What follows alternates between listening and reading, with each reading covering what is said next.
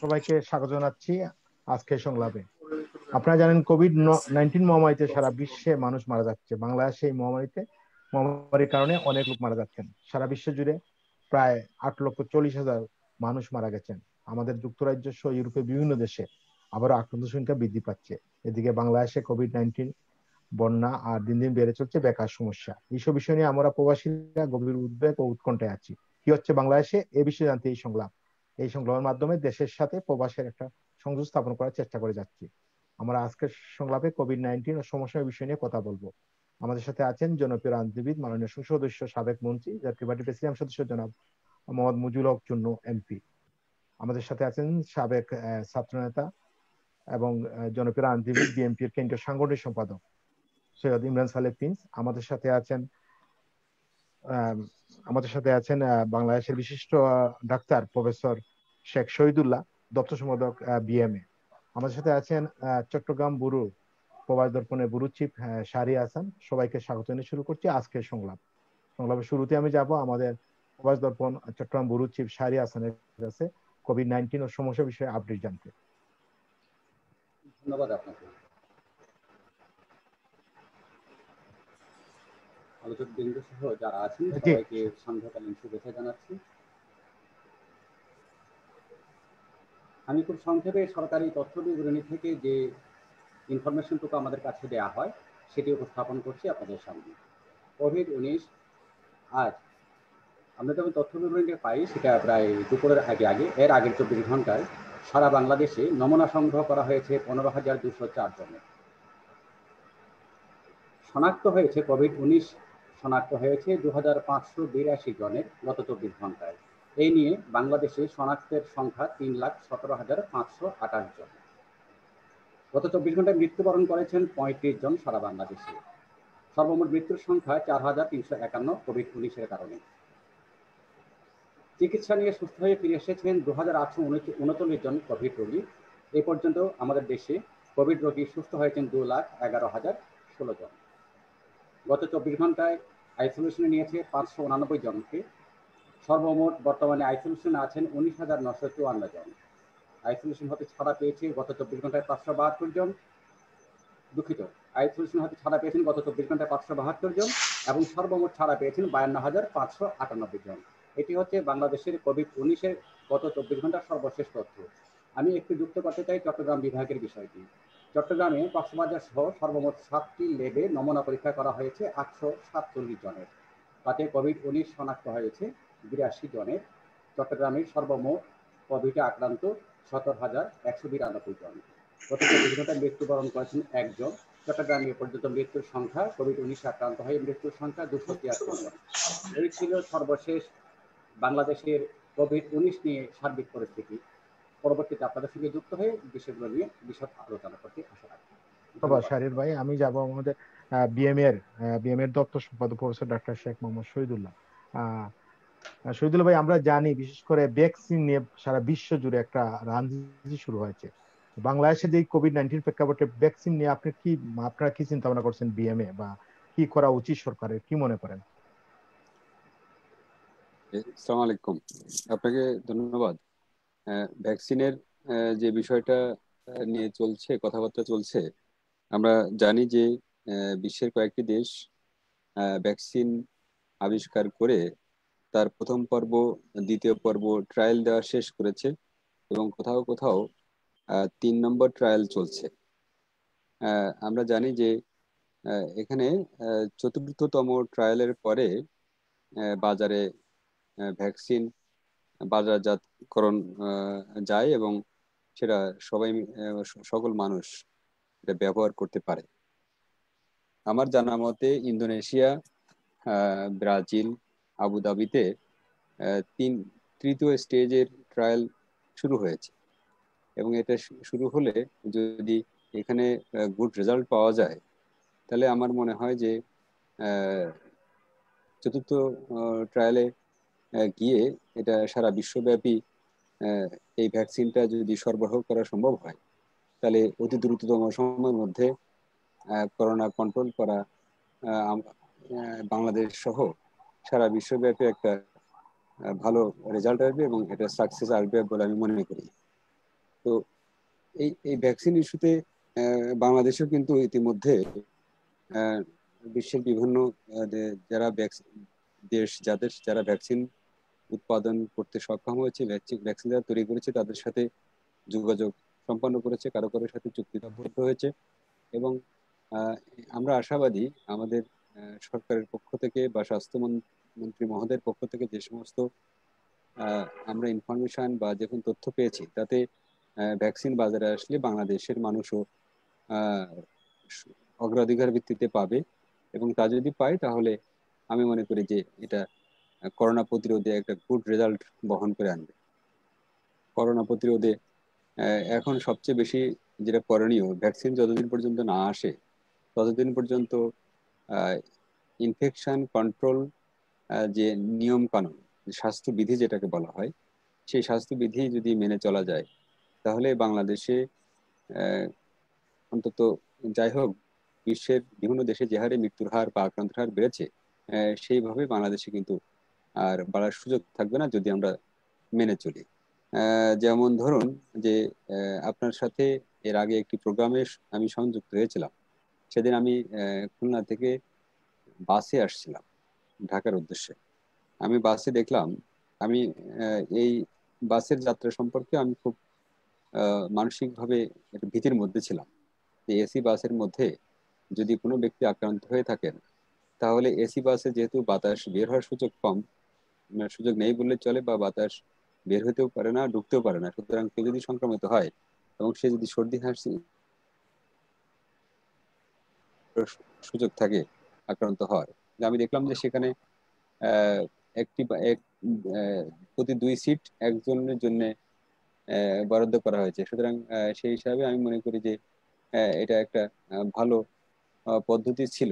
হঠাৎ করে আজকে এই এই মাসের প্রথম থেকে যখন বাসের মধ্যে যাত্রীদের আগের ভাড়ায় ফিরে যেতে ঘোষণা দেওয়া হলো, আবার যদি এর পাশাপাশি যাত্রী বহনেরও কিন্তু সংখ্যাও আস্তে আস্তে বাড়বে, সেক্ষেত্রে আমার মনের মধ্যে একটা সন্দেহ জাগে যে এটাতে সংক্রমণের হার আর একটু বাড়তে পারে।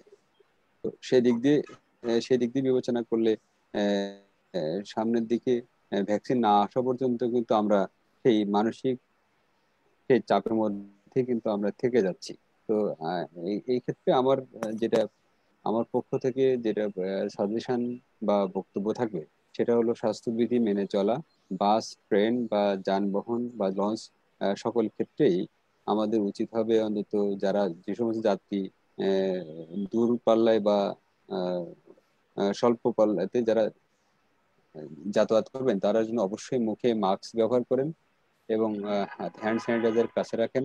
এবং যে সমস্ত পরিবহন মালিক বা পরিবহন শ্রমিকরা বাসে যাত্রী নেবেন তারা যেন অবশ্যই আহ, সকল যাত্রী কিন্তু মাস্ক নিয়ে আসবে এমন কোনো কথা না। আবার যে একটি মাস্ক নিয়ে যদি কেউ গাড়িতে ওঠে তার মাস্ক নষ্ট হতে পারে, যে মাস্ক ছিঁড়ে যেতে পারে, সর্দি হাসি কাশিতে ময়লা জমতে পারে। সেক্ষেত্রে যেন ইমার্জেন্সি পারপাস বাস বাস মালিক কর্তৃপক্ষ বা শ্রমিকরা যেন অবশ্যই ইমার্জেন্সি পারপাস যদি কিছু মাস্ক সরবরাহ করার ব্যবস্থা রাখেন, সেই কাজটা কিন্তু জরুরি। তার কারণ হলো মনে রাখতে হবে যে যে কোনো সংকটকালে কিন্তু বাংলাদেশের মানুষের মোকাবেলা করার অভিজ্ঞতা আছে।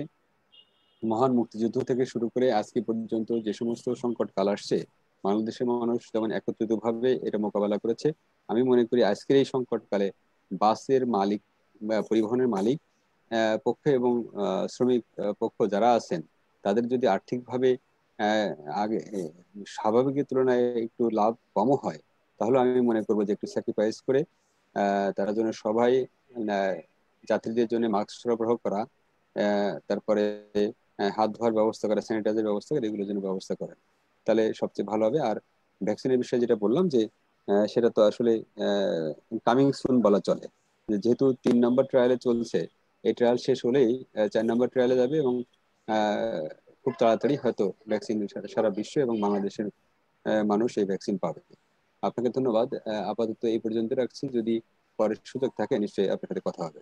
ধন্যবাদ শহীদুল্লাহ ভাই, আবার আসবো আপনার কাছে। আমি যাব আমাদের বিএনপির কেন্দ্রীয় সাংগঠনিক সম্পাদক সাবেক ছাত্র নেতা সৈয়দ ইমরান সালে প্রিন্স ভাই কাছে। প্রিন্স ভাই, আমরা দেখতে পাচ্ছি সারা বিশ্ব জুড়ে একদিকে কোভিড-19 আক্রান্ত সংখ্যার সাথে সাথে আবার শুরু হয়েছে আপনার ভ্যাকসিন নিয়ে রাজনীতি। আপনার দেখলাম রাশিয়া যে ভ্যাকসিন বের করছে, অন্যান্য দেশ বলতেছে যে সেই ভ্যাকসিনটা কতটুকু কার্যকরী হবে। আমরা দেখতে পাই যে রাশিয়ার প্রেসিডেন্ট এর মেয়ে নিজের শরীরে উনি ভ্যাকসিন গ্রহণ করেছেন। কি ভাবছেন আপনারা, বা বাংলাদেশে কি করা উচিত, কি মনে করেন? একটু আনমিট করতে হবে কাইন্ডলি প্রিন্স ভাই। জি, ধন্যবাদ আজকের এই শোতে আমাকে সংযুক্ত করার জন্য।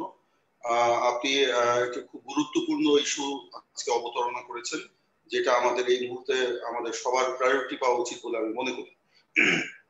বিশেষ করে আপনারা জানেন যে করোনা ভাইরাস সারা বিশ্বের মতো বাংলাদেশেও কিন্তু খুব দ্রুত গতিতে ছড়িয়ে পড়ছে। যদিও ধরেন সরকার প্রশাসন এগুলোকে এখন মনে হচ্ছে খুব একটা পাত্তা দিচ্ছে না করোনা ভাইরাসকে, যার কারণে করোনা ভাইরাসের প্রতিষেধক বা প্রতিরোধমূলক যে ব্যবস্থা সেটাও কিন্তু আমরা চোখে দেখছি না। সরকারও যেরকম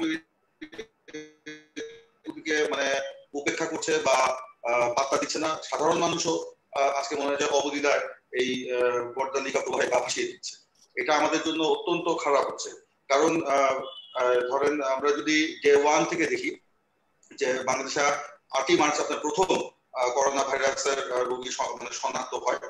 তারপরে যখন 2 জন 5 জন 10 জন করে 100 200 300 এরকম লোক শনাক্ত হচ্ছিল, তখন যে মানুষের মধ্যে একটা মানে মানে সচেতনতা, সরকারকেও যতটুকু আমরা দেখেছি যে এটি সিরিয়াস একটা সিরিয়াসনেস ছিল সরকারের মধ্যে, এখন কিন্তু আমরা সেটা দেখছি না। যার কারণে মানুষের আক্রান্তের সংখ্যা বাড়ছে, মৃত্যুর সংখ্যাও বাড়ছে। তো এটা আমাদের অবহেলা করা একেবারেই ঠিক হবে না।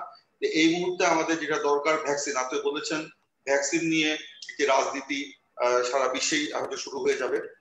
আমাদের অবশ্যই এই জিনিসটা মনে রাখতে হবে এবং এটা নজরে রাখতে হবে যে আমরা যেন এই ভ্যাকসিন মানে বাজারে আসার সাথে সাথেই বাংলাদেশ যেন পায়, সেই জন্য বাংলাদেশকে কার্যকরী উদ্যোগ নিতে হবে। এবং সেখানে যারা এই ভ্যাকসিন উৎপাদন করছেন যেসব দেশ বা যেসব প্রতিষ্ঠান, তাদের সাথে একটা নিবিড় যোগাযোগ রাখতে হবে এবং তাদের সাথে কন্টিনিউয়াস একটা যোগাযোগ রেখে এই ভ্যাকসিনটা যেন আমরা পেতে পারি। সেই জন্য আমাদেরকে যেটা আমাদের বলা হচ্ছে যে global alliance for vaccine and immunisation যে একটা মানে সংস্থা আছে, তাদেরও আমাদের সদস্য হতে হবে এবং সেই সদস্য হয়ে তাদের সাথে মিলেমিশে মতের আদান প্রদান, জ্ঞানের আমাদের পরিধি বাড়ানো এবং আমরা যেন এই জিনিসটা আমরা তাড়াতাড়ি নিতে পারি সেজন্য নিতে হবে। এবং একই সাথে সরকারকে এটা এনশিওর করতে হবে বাংলাদেশের প্রতিটি নাগরিকের জন্য এই ভ্যাকসিনটা বিনামূল্যে এটা প্রদান করতে হবে। কারণ বাংলাদেশের মানুষ এমনি গত 6 মাসে এই করোনা ভাইরাসের বিভিন্ন কারণে আজকে অত্যন্ত অসহায় অবস্থায় রয়েছে, অর্থনৈতিকভাবে অত্যন্ত দুর্বল এবং দুর্বল এবং মানসিকভাবেও দুর্বল হয়ে পড়েছে। মানুষের আয় ইনকাম একেবারেই কমে যাচ্ছে, এখানে মানুষের বেতন কমে গেছে, আপনার অনেকে কর্মহীন হয়ে পড়েছে। তো এর মানে অর্থনীতি সমিতির যে সমীক্ষা গত 1.5 মাস আগে, সেই সমীক্ষা দেখা গেছে এই করোনার কালে প্রায় 3 কোটির উপরে মানুষ আপনার বেকার, কর্মহীন এবং তাদের আয় ইনকাম কমে গেছে। তো এরকম একটা পরিস্থিতিতে এই ভ্যাকসিন যেন বাংলাদেশের প্রতিটি মানুষকে বিনামূল্যে প্রদান করা হয়, সরকারকে সেটা নিশ্চিত করতে হবে। এবং এই ভ্যাকসিন নিয়ে যেন মানে দুর্নীতি, যেটা আমরা করোনা কালে বাংলাদেশে যে আমরা এই চিকিৎসা সরঞ্জাম বা অন্যান্য বিষয় নিয়ে যে দুর্নীতির মহামারী দেখেছি, এই ভ্যাকসিন নিয়ে যেন কোনো দুর্নীতি না হয়। ভ্যাকসিন আমদানি থেকে শুরু করে বিতরণ, এখানে যেন কোনো অনিয়ম দুর্নীতি না হয়, বিতর্ক সৃষ্টি না হয়। সেক্ষেত্রে ধরেন এখানে আমরা সেনাবাহিনীরও আমরা একটা সহযোগিতা দিতে পারি। কারণ আমরা দেখেছি এর আগে ত্রাণ বলেন কিংবা মানে যে জনগণকে প্রণোদনার নামে যে টাকা দেওয়া হতো সেটা বলেন, সেটার নামে আমরা ব্যাপক দুর্নীতি লুটপাট দেখেছি, অনিয়ম দেখেছি।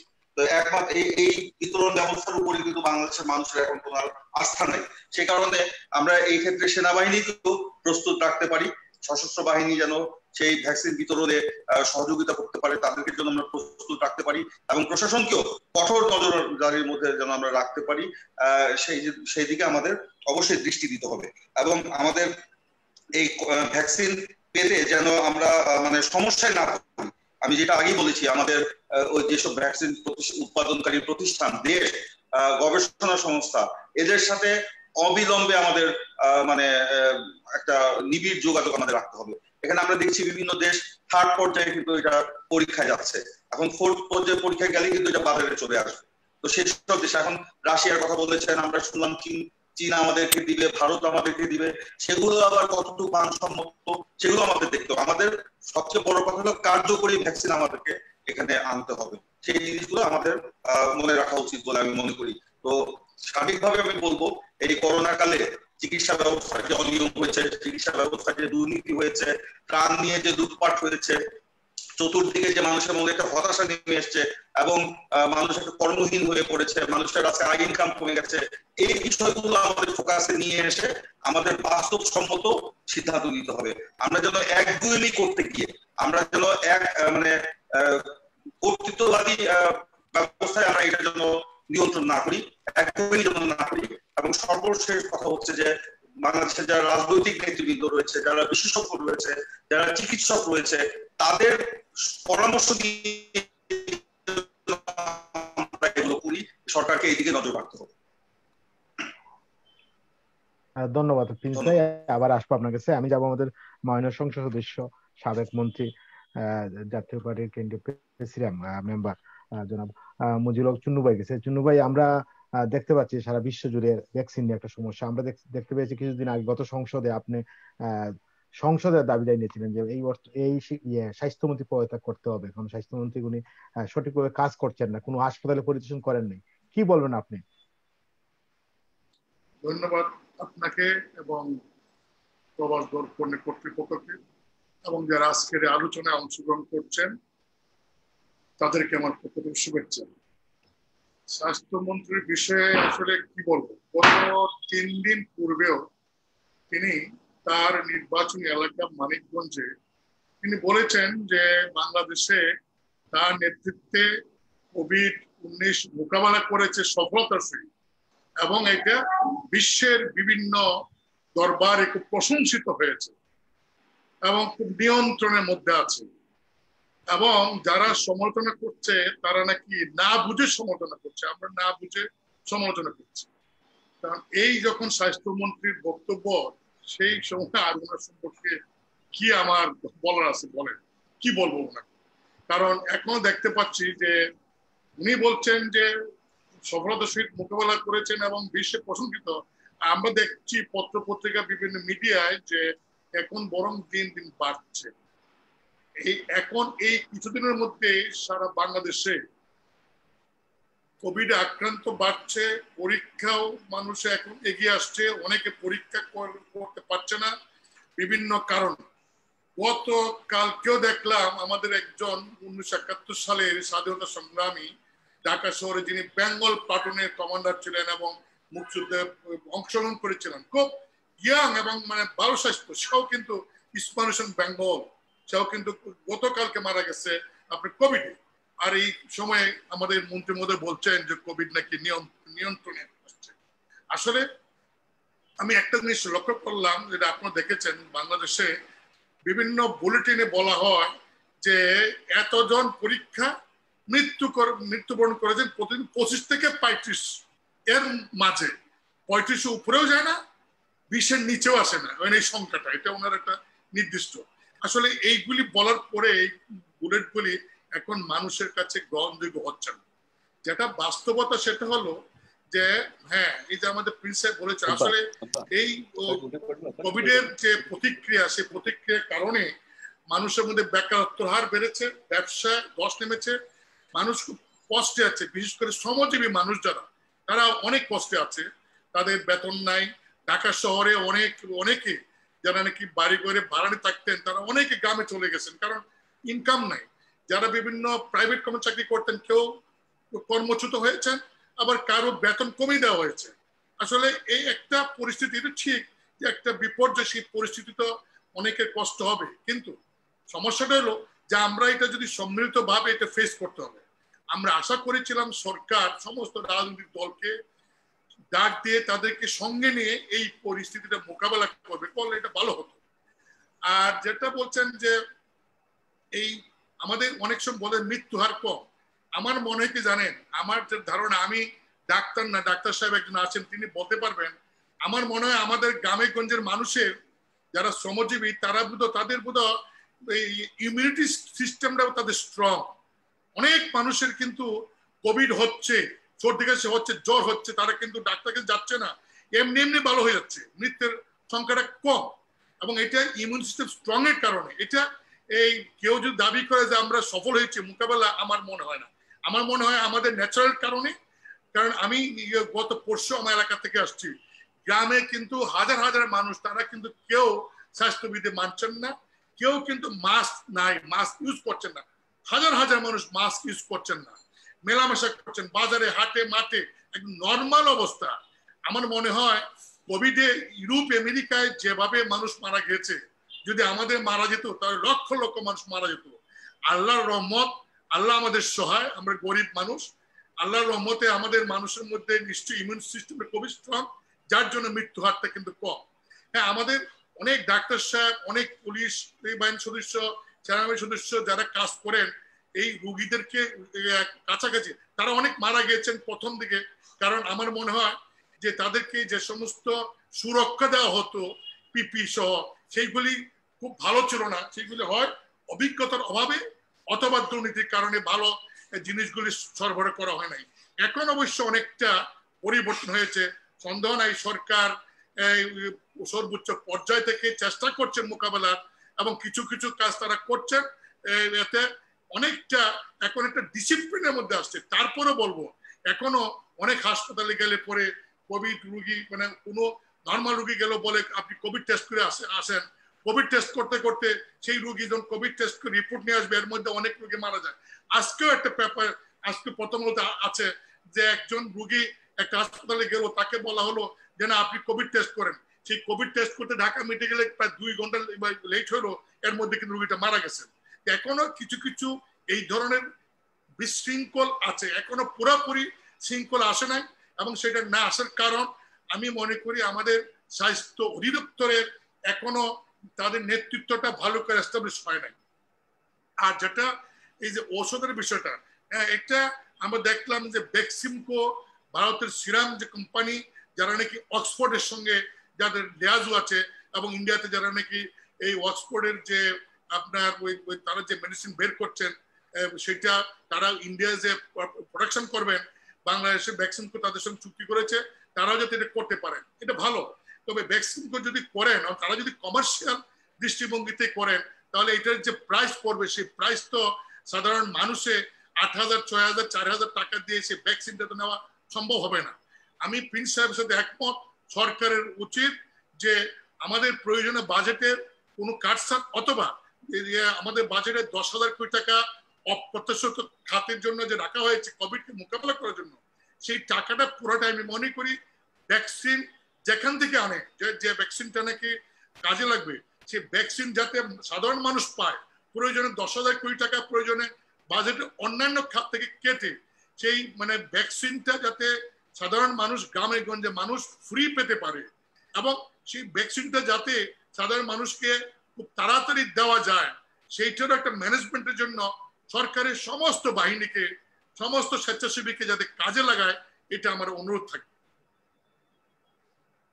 মুজিব ভাই, আপনার কাছে আরেকটা প্রশ্ন আমার, যেটা প্রশ্ন হচ্ছে যে আমরা বাংলাদেশের স্বাস্থ্য ব্যবস্থাটা, আপনার আইন প্রণেতা দীর্ঘদিন যাবত সংসদে আছেন, আমরা স্বাধীনতা 50 বছর পর আমরা দেখি যে এখনো স্বাস্থ্য খাতে অনেক সমস্যা, মানুষের প্রতি আস্থা নাই। মানে অনেক মানুষ সিঙ্গাপুরকে চিকিৎসা করায়, এবং অনেকেই যাদের টাকা পয়সা আছে বা মধ্যবিত্ত, ওনারা ইন্ডিয়া চলে যায়। এই স্বাস্থ্য খাতে আপনারা কি উদ্যোগ নেবেন, কি করা দরকার? এই কোভিড-19 আমাদের স্বাস্থ্য ব্যবস্থা আমরা সবাই দেখতে পেয়েছি কি হয়েছে, কি বলবেন এ ব্যাপারে আপনি? আপনি এটা ঠিক বলেছেন যে এই কোভিড এর কারণে আমাদের স্বাস্থ্য ব্যবস্থা কত ভঙ্গুর এবং কেমন কেমন মানে এটা বিশৃঙ্খল অবস্থা, এটা কিন্তু এবার আমরা এটা সবাই দেখেছি। আসলে আমার মনে হয় যে আমাদের কোন সরকারে, আমি ছিলাম এরশাদ সাহেবের সরকারের সময়, সে এরশাদ সাহেব সরকার, বিএনপি সরকার, আওয়ামী লীগ সরকার, কোন সরকারের আমলে আমার মনে হয় স্বাস্থ্য বিভাগটাকে আমরা ঢেলে সাজাতে পারি না। এখানে আমার মনে হয় কম বেশি ব্যর্থতা সব সরকারের। স্বাস্থ্য বিভাগটা এই মানুষের কল্যাণে কাজ করবে সার্বিকভাবে গণমানুষের সেই সেই ব্যবস্থাপনাটা আমরা তৈরি করতে পারিনি এবং আস্থাটাও কিন্তু আমরা আনতে পারিনি। আপনি দেখেছেন যে আমাদের স্বাস্থ্যমন্ত্রী যিনি ছিলেন সাবেক, তিনিও কিন্তু এই যখন তার করোনা হলো তিনিও কিন্তু সরকারি হাসপাতালে চিকিৎসা নিতে পারেন নাই, তিনি একটা বেসরকারি হাসপাতালে চিকিৎসা নিয়েছেন এবং সেখানে মৃত্যুবরণ করেছেন। আল্লাহ তার ব্যস্ত যে করুন। এবং এখন দেখেন যারই অসুখ হয় ভিআইপি প্রায় প্রত্যেকে কিন্তু সবাই এই মানে অসুখ হইলে বা করোনা আক্রান্ত হলে সবাইকে নিয়ে যেত সিএমএসে। কেন শুধু সিএমএসে যাবে? আজকে সিএমএসে আপনি যান গিয়ে দেখেন সিএমএসে এত রোগী, সেইখানে ডাক্তার নার্স তারা একদম মানে এই মানে তাদের ক্লান্ত হয়ে গেছে, কারণ কত তার ট্রিটমেন্ট করবে। কেন আস্থা নাই আমাদের অনলাইন? আমাদের এত বড় হাসপাতাল ঢাকা মেডিকেল কলেজ হাসপাতাল, বিশাল হাসপাতাল, সেখানে শত ডাক্তার আছে, তারাও রাত দিন কাজ করে। পিজি হাসপাতাল রাত দিন কাজ করে, আমাদের আরো যে সমস্ত হাসপাতাল আছে তারাও কিন্তু রাত দিন কাজ করছে, কিন্তু আস্থা আসছে না। কেন আস্থা আসছে না? এই কারণে আমার যেটা মনে হয় যারা নাকি আমাদের দেশে যারা নাকি বিশিষ্ট ব্যক্তি, রাজনৈতিক নেতৃত্ব, আমলা, সামরিক আমলা, বেসামরিক আমলা, এমপি, মন্ত্রী, ভিআইপি, পলিটিক্যাল লিডার, সবাই কিন্তু একটু কিছু অসুখ হইলেই বেশিরভাগই চলে যান বিদেশে। এবং সেটা অনেক সময় পত্রিকা আছে যে অমুক মন্ত্রী, অমুক এমপি, অমুক দলে অমুক নেতা ট্রিটমেন্টের জন্য বিদেশ চলে গেছেন। এই যে বিদেশ চলে যায় এতে কিন্তু সাধারণ মানুষের মধ্যে একটা প্রতিক্রিয়া হয় যে এমপি মুজিবুল হক তিনি ট্রিটমেন্টের জন্য বিদেশ চলে গেছেন, তার মানে বাংলাদেশে ডাক্তারের ট্রিটমেন্ট করার মতো কোনো যোগ্য নাই, কোনো হাসপাতাল বোধ স্বাস্থ্য মানে তাদেরকে চিকিৎসা দেওয়ার মতো বোধ তাদের পরিবেশ নাই। যদি থাকতো তাহলে এই সমস্ত বিশিষ্ট জনরা কেন একটু অসুখ হলে বাইরে চলে যান? আমি পার্লামেন্টে প্রস্তাব করেছিলাম, এখনো বলছি যে আমাদের একটা আইন করা উচিত। মানে প্রধানমন্ত্রীকে আমি বলেছি, এখনো বলছি, আমরা একটা আইন করা উচিত যে বাংলাদেশের একদম সর্বোচ্চ পর্যায়ে রাষ্ট্রপতি, প্রধানমন্ত্রী, ক্যাবিনেটের মেম্বার, এমপি, মন্ত্রী, ভিআইপি, সামরিক আমলা, বেসামরিক আমলা যত আছে কেউই মেডিকেল বোর্ডের সিদ্ধান্ত ছাড়া বাইরে চিকিৎসা করতে যেতে পারবে না। এরকম একটা যদি বাধ্যবাধকতা থাকে তাহলে যারা দেশ চালান, রাজনৈতিক নেতৃত্ব বা আপনার আমলারা, তারা কিন্তু নিজেদের প্রয়োজনেই এই ব্যবস্থাপনা, স্বাস্থ্য ব্যবস্থাপনাকে মানুষের কল্যাণের জন্য বা আস্থা আসে এরকম একটা পরিবেশ কিন্তু তারা তৈরি করবেন। তখন কিন্তু আমরাও চেষ্টা করবেন যাতে, পলিটিক্যাল চেষ্টা করবেন যাতে এই মেডিকেল ইকুইপমেন্ট পারচেস করলে কাজে লাগে না, তখন চেষ্টা করবেন নো এটা কাজে লাগাইতে হবে, নাহলে আমার ট্রিটমেন্ট হবে না। আপনার তখন আর কিন্তু ওই হাসপাতালে পর্দা, এই 10,000 টাকা পর্দা 2 লাখ টাকা কিনবে এটা হবে না। তারা যদি সজাগ থাকেন, যদি মনে করেন হাসপাতালে আমাকে যেতে হবে, তাহলে পর্দাটা ভালো কিনা নিজেই দেখবেন এবং তখন করাপশনটা কমবে। আমার মনে হয় যে আমার প্রস্তাব হবে সরকারের কাছে স্বাস্থ্য অধিদপ্তরকে মানে তাদের ব্যবস্থাপনাটা যে রন্ধ্রে রন্ধ্রে দুর্নীতি, এই দুর্নীতিকে প্রতিরোধ করবার জন্য আধুনিক একটা ব্যবস্থাপনা, আধুনিক একটা আপনার ম্যানেজমেন্ট সৃষ্টি করা উচিত গণমুখী। এবং এই সরকারের সঙ্গে যারা জড়িত, সেটা চাকরিজীবী হোক, রাজনৈতিক নেতৃত্ব হোক, তারা কেউই মেডিকেল বোর্ডের সিদ্ধান্তের বাইরে, দেশের বাইরে ট্রিটমেন্টে যেতে পারবেন না। এইরকম যদি কোনো উদ্যোগ নেওয়া হয় তাহলে আমার মনে হয় আমাদের স্বাস্থ্য ব্যবস্থাপনাটা একটু মজবুত ভাবে গড়ে উঠবে। এবং আমাদের দেখেন আমাদের ডাক্তার সাহেবরা তারা বিদেশে গেলে এত ভালো করেন, দেশে কেন পারেন না? অনেক কারণ। যেমন আমাদের দেশে অনেক সময় দেখা যায় যে সরকারি হাসপাতালে বিভিন্ন ইকুইপমেন্ট, সেই ইকুইপমেন্ট গুলি আপনার ওই সার্ভিসিং এর জন্য অনেক ইকুইপমেন্ট নষ্ট হয়ে থাকে, সার্ভিসিংটা হয় না। অনেক সময় দেখা যায় যে হাসপাতালের পরিবেশটা মানে এই যেমন পরিবেশ ধোয়া পাকলা করতে হবে, পরিষ্কার রাখতে হবে, মানুষ গেলে সেখানে ভালো মানুষ অসুস্থ হয়ে যায়। এই যে স্বাস্থ্য মানে যেখানে চিকিৎসা হয়, হাসপাতাল পরিষ্কার পরিচ্ছন্ন রাখা, সেখানে একটা ভালো পরিবেশ রাখা, সেখানে ইকুইপমেন্ট গুলি আপনার একটা নির্দিষ্ট টাইমের মধ্যে সেগুলি এই চেক করা, সেগুলিকে সার্ভিসিং এ আনা, সেগুলি একটা ভালো অবস্থা রাখা, ডাক্তার নার্সদের ওই আপনার পোশাক যাতে ইস্ত্রি থাকে, পরিষ্কার থাকে, এই ম্যানেজমেন্ট গুলি করতে খুব বেশি পয়সার প্রয়োজন না, শুধুমাত্র নেতৃত্বের প্রয়োজন, শুধুমাত্র সদিচ্ছার প্রয়োজন। এই যে ঢাকা মেডিকেল কলেজ আপনি যাবেন, এই ইমার্জেন্সির সামনে শত দোকান, হোয়াই কেন দোকান থাকবে? একদম কলা দোকান, এই বিস্কিটের দোকান ঢুকাই যায় না, কেন থাকবে? এইগুলি ইচ্ছা করলে ম্যানেজমেন্ট কিন্তু সরাতে পারে। এটা যে আজকে তা না, এটা সব সময় ছিল, আগের আমলে ছিল। আসলে আমরা কোন দলে, যে দলই হই না কেন, আমি আওয়ামী লীগ হই, বিএনপি, জাতীয় পার্টি হই, আমরা সরকারি এই সমস্ত কাজগুলি করি না, আমরা ভুলে যাই। এটাই হচ্ছে আমাদের ব্যর্থতা। আমি মনে করি আমরা যারা রাজনৈতিক নেতৃত্ব, আমাদের সবারই উচিত এখন এইবারে যে শিক্ষাটা আমাদের হয়েছে, এই শিক্ষা থেকে আমাদের শিক্ষা নিয়ে আগামী দিনে যারাই ক্ষমতা থাকবেন তারাই স্বাস্থ্য ব্যবস্থাপনাকে একটা ভালো মানে সুসংগঠিত কাঠামোর মধ্যে এনে যার জনগণের আস্থা আসে সেই রকম পদক্ষেপ নেওয়া উচিত এবং সকলে এটাতে সহযোগিতা করা প্রয়োজন। ধন্যবাদ চুন্নু ভাই, আমরা স্বাগত জানাই আপনার এই প্রস্তাবকে। আমাদের এই অনুষ্ঠানে সাবেক স্বাস্থ্যমন্ত্রী ডাক্তার আফমরুল হক স্যার আসছিলেন। উনি উনি আপনার সেম কথা বলছেন, যে উনি বলছেন যে উনি যখন মন্ত্রী ছিলেন, যে বিশেষ করে স্বাস্থ্যের যে সিন্ডিকেটটা, এই সিন্ডিকেট এমন ভাবে সিন্ডিকেটটা ভাঙা কঠিন। উনার অনেক প্রস্তাব ছিল এই কোভিড-19 নিয়ে, অনেক প্রস্তাব গ্রহণ করা হয়নি। আমি যাব আমাদের চট্টগ্রামের আমাদের, আমি একটু ইন্টারফেয়ার করি, যে অন্য কোন সময় উনি আসেন রুহুল হক স্যার, তাহলে ওনাকে জিজ্ঞাসা করবেন। আমি বলছি যে মিঠু কিন্তু উনার সময় উত্থান, যে মিঠু নাকি স্বাস্থ্য খাতের সবচেয়ে বড় দুর্বৃত্ত, যে নাকি স্বাস্থ্য খাতকে সবচেয়ে বেশি ক্ষতিগ্রস্ত করেছে, সে মিঠু কিন্তু রুহুল হক সাহেব যখন মন্ত্রী ছিলেন স্বাস্থ্যমন্ত্রী, তখন তার আমলে তার হাতে কিন্তু মিঠুর তৈরি। এটা দয়া করে ওনাকে জিজ্ঞাসা করবেন, ঠিক কিনা। ধন্যবাদ ধন্যবাদ। আমি যাব আমাদের চট্টগ্রাম ব্যুরো প্রধান শাহরি আছেন। শাহরি ভাই, আপনাদের কোনো প্রশ্ন থাকে? এখন আমাদের দর্শকরা অনেকেই প্রশ্ন করতেছেন, যদি কোনো প্রশ্ন থাকে। ধন্যবাদ আপনাকে। খুব মনোযোগ দিয়ে আলোচকদের কথাগুলো শুনছিলাম, আমার খুব ভালো লেগেছে আজকের অনুষ্ঠানটি। আজকের যে আলোচনাগুলো আলোচকরা করেছেন, প্রতিজন এক চমৎকার আলোচনা করেছেন এবং গঠনমূলক আলোচনা, অর্থাৎ আমরা যা জানতে চাই, দেশের জন্য যেটি দরকার, যেটি প্রয়োজন, ঠিক সেভাবে আলোচনাটা হয়েছে। যে সরকারকে সরকারি দলের হয়ে সরকারের পক্ষে বলা, বিরোধী দলের হয়ে সরকারের বিপক্ষে দেওয়া, এই ধরনের কোনো আলোচনাটা আজকে হয়নি। খুব মজার একটা আলোচনা হয়েছে। প্রত্যেক আলোচক একটা চমৎকার করে কথা বলেছেন যে আমাদের নতুন করে কোনো কিছু প্রশ্ন করার মতো অবকাশ খুব একটা নেই। তারপরও যারা প্রশ্ন করছেন আমাদের অনুষ্ঠানটা দেখে কিংবা আপনারা যা বলেছেন সে প্রেক্ষাপটে কিছু বিষয় জানতে চাইছি কিংবা আপনাদের পরামর্শ চাইছি। মুজিবুল হক জন্য মাননীয় সংসদ সদস্য, আপনি সুন্দরভাবে প্রতিটা বিষয় আমাদের কাছে উপস্থাপন করেছেন, দ্বিমত করার কোনো অবকাশ নেই।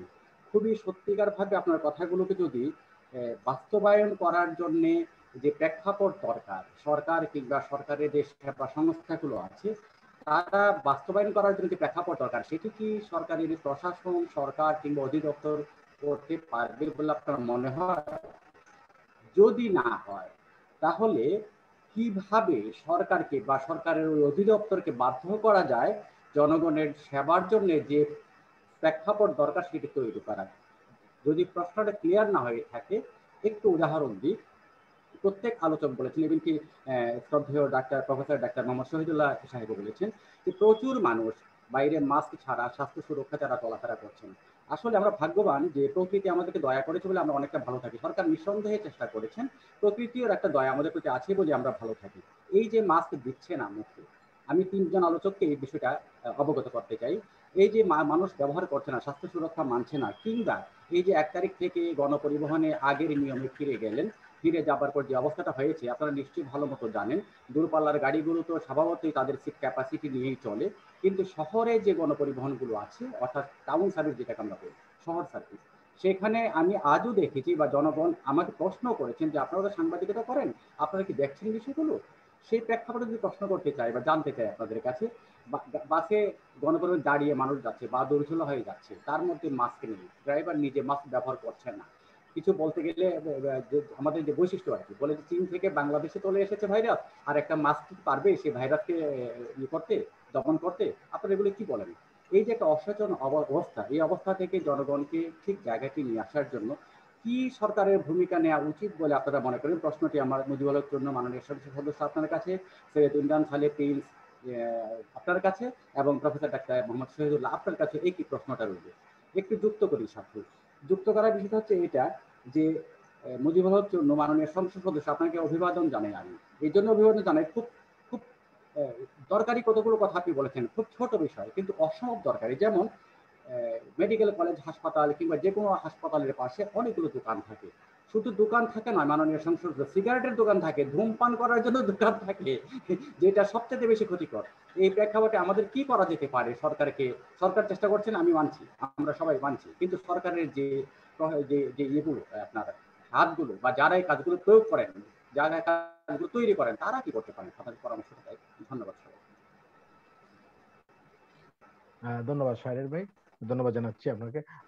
আমি যাবো এখন প্রফেসর ডক্টর মোহাম্মদ শেখ শহীদুল ভাই। শহীদুল ভাই, এই যে কথাগুলো বললেন আমাদের মাননীয় সংসদ সদস্য, কিভাবে স্বাস্থ্য খাতে আপনার আস্থা ফিরে নিয়ে আসা যায়? এবং আমি নিজে একজন চিকিৎসক, আমরা জানি আপনি, এবং আপনার সাথে সাথে আমরা বিএম এর দপ্তর সম্পাদক, আপনারা সারা বাংলাদেশের ডাক্তারদের নেতৃত্ব দেন। কি করা যায়, কি করণীয়, বা কি পরামর্শ থাকবে আপনার? একটু আনমিট করতে হবে কাইন্ডলি।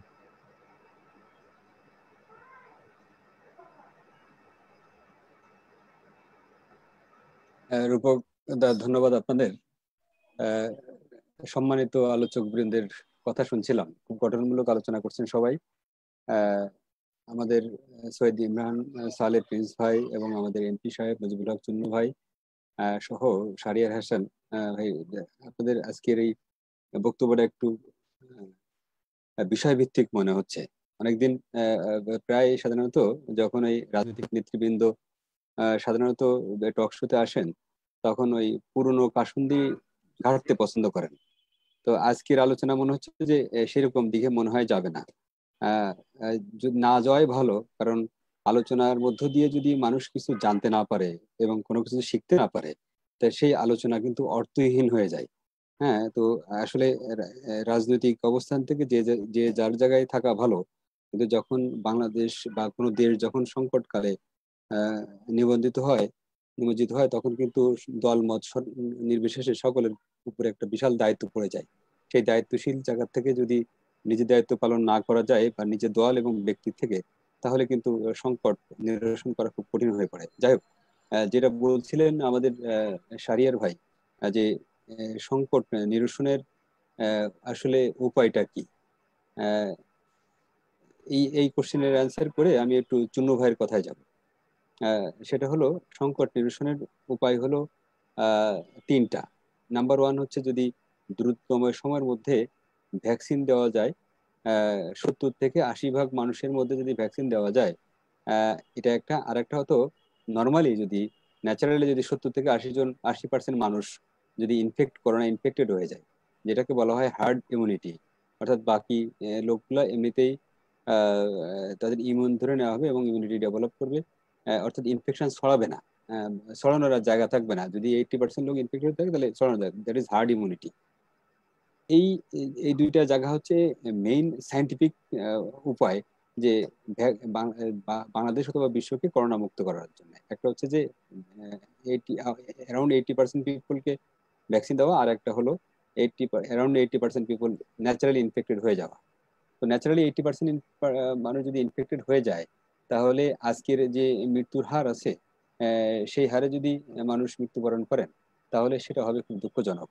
তবে তাহলে তাহলে ভালো ভালো জায়গা কোনটা, সেটা হচ্ছে যে যত দ্রুত সম্ভব ভ্যাকসিনের ইউজটা আমাদের আহ, করতে পারা এবং আমদানি করে বা প্রস্তুত করে আমাদের ভ্যাকসিনটা ইনশিওর করতে হবে।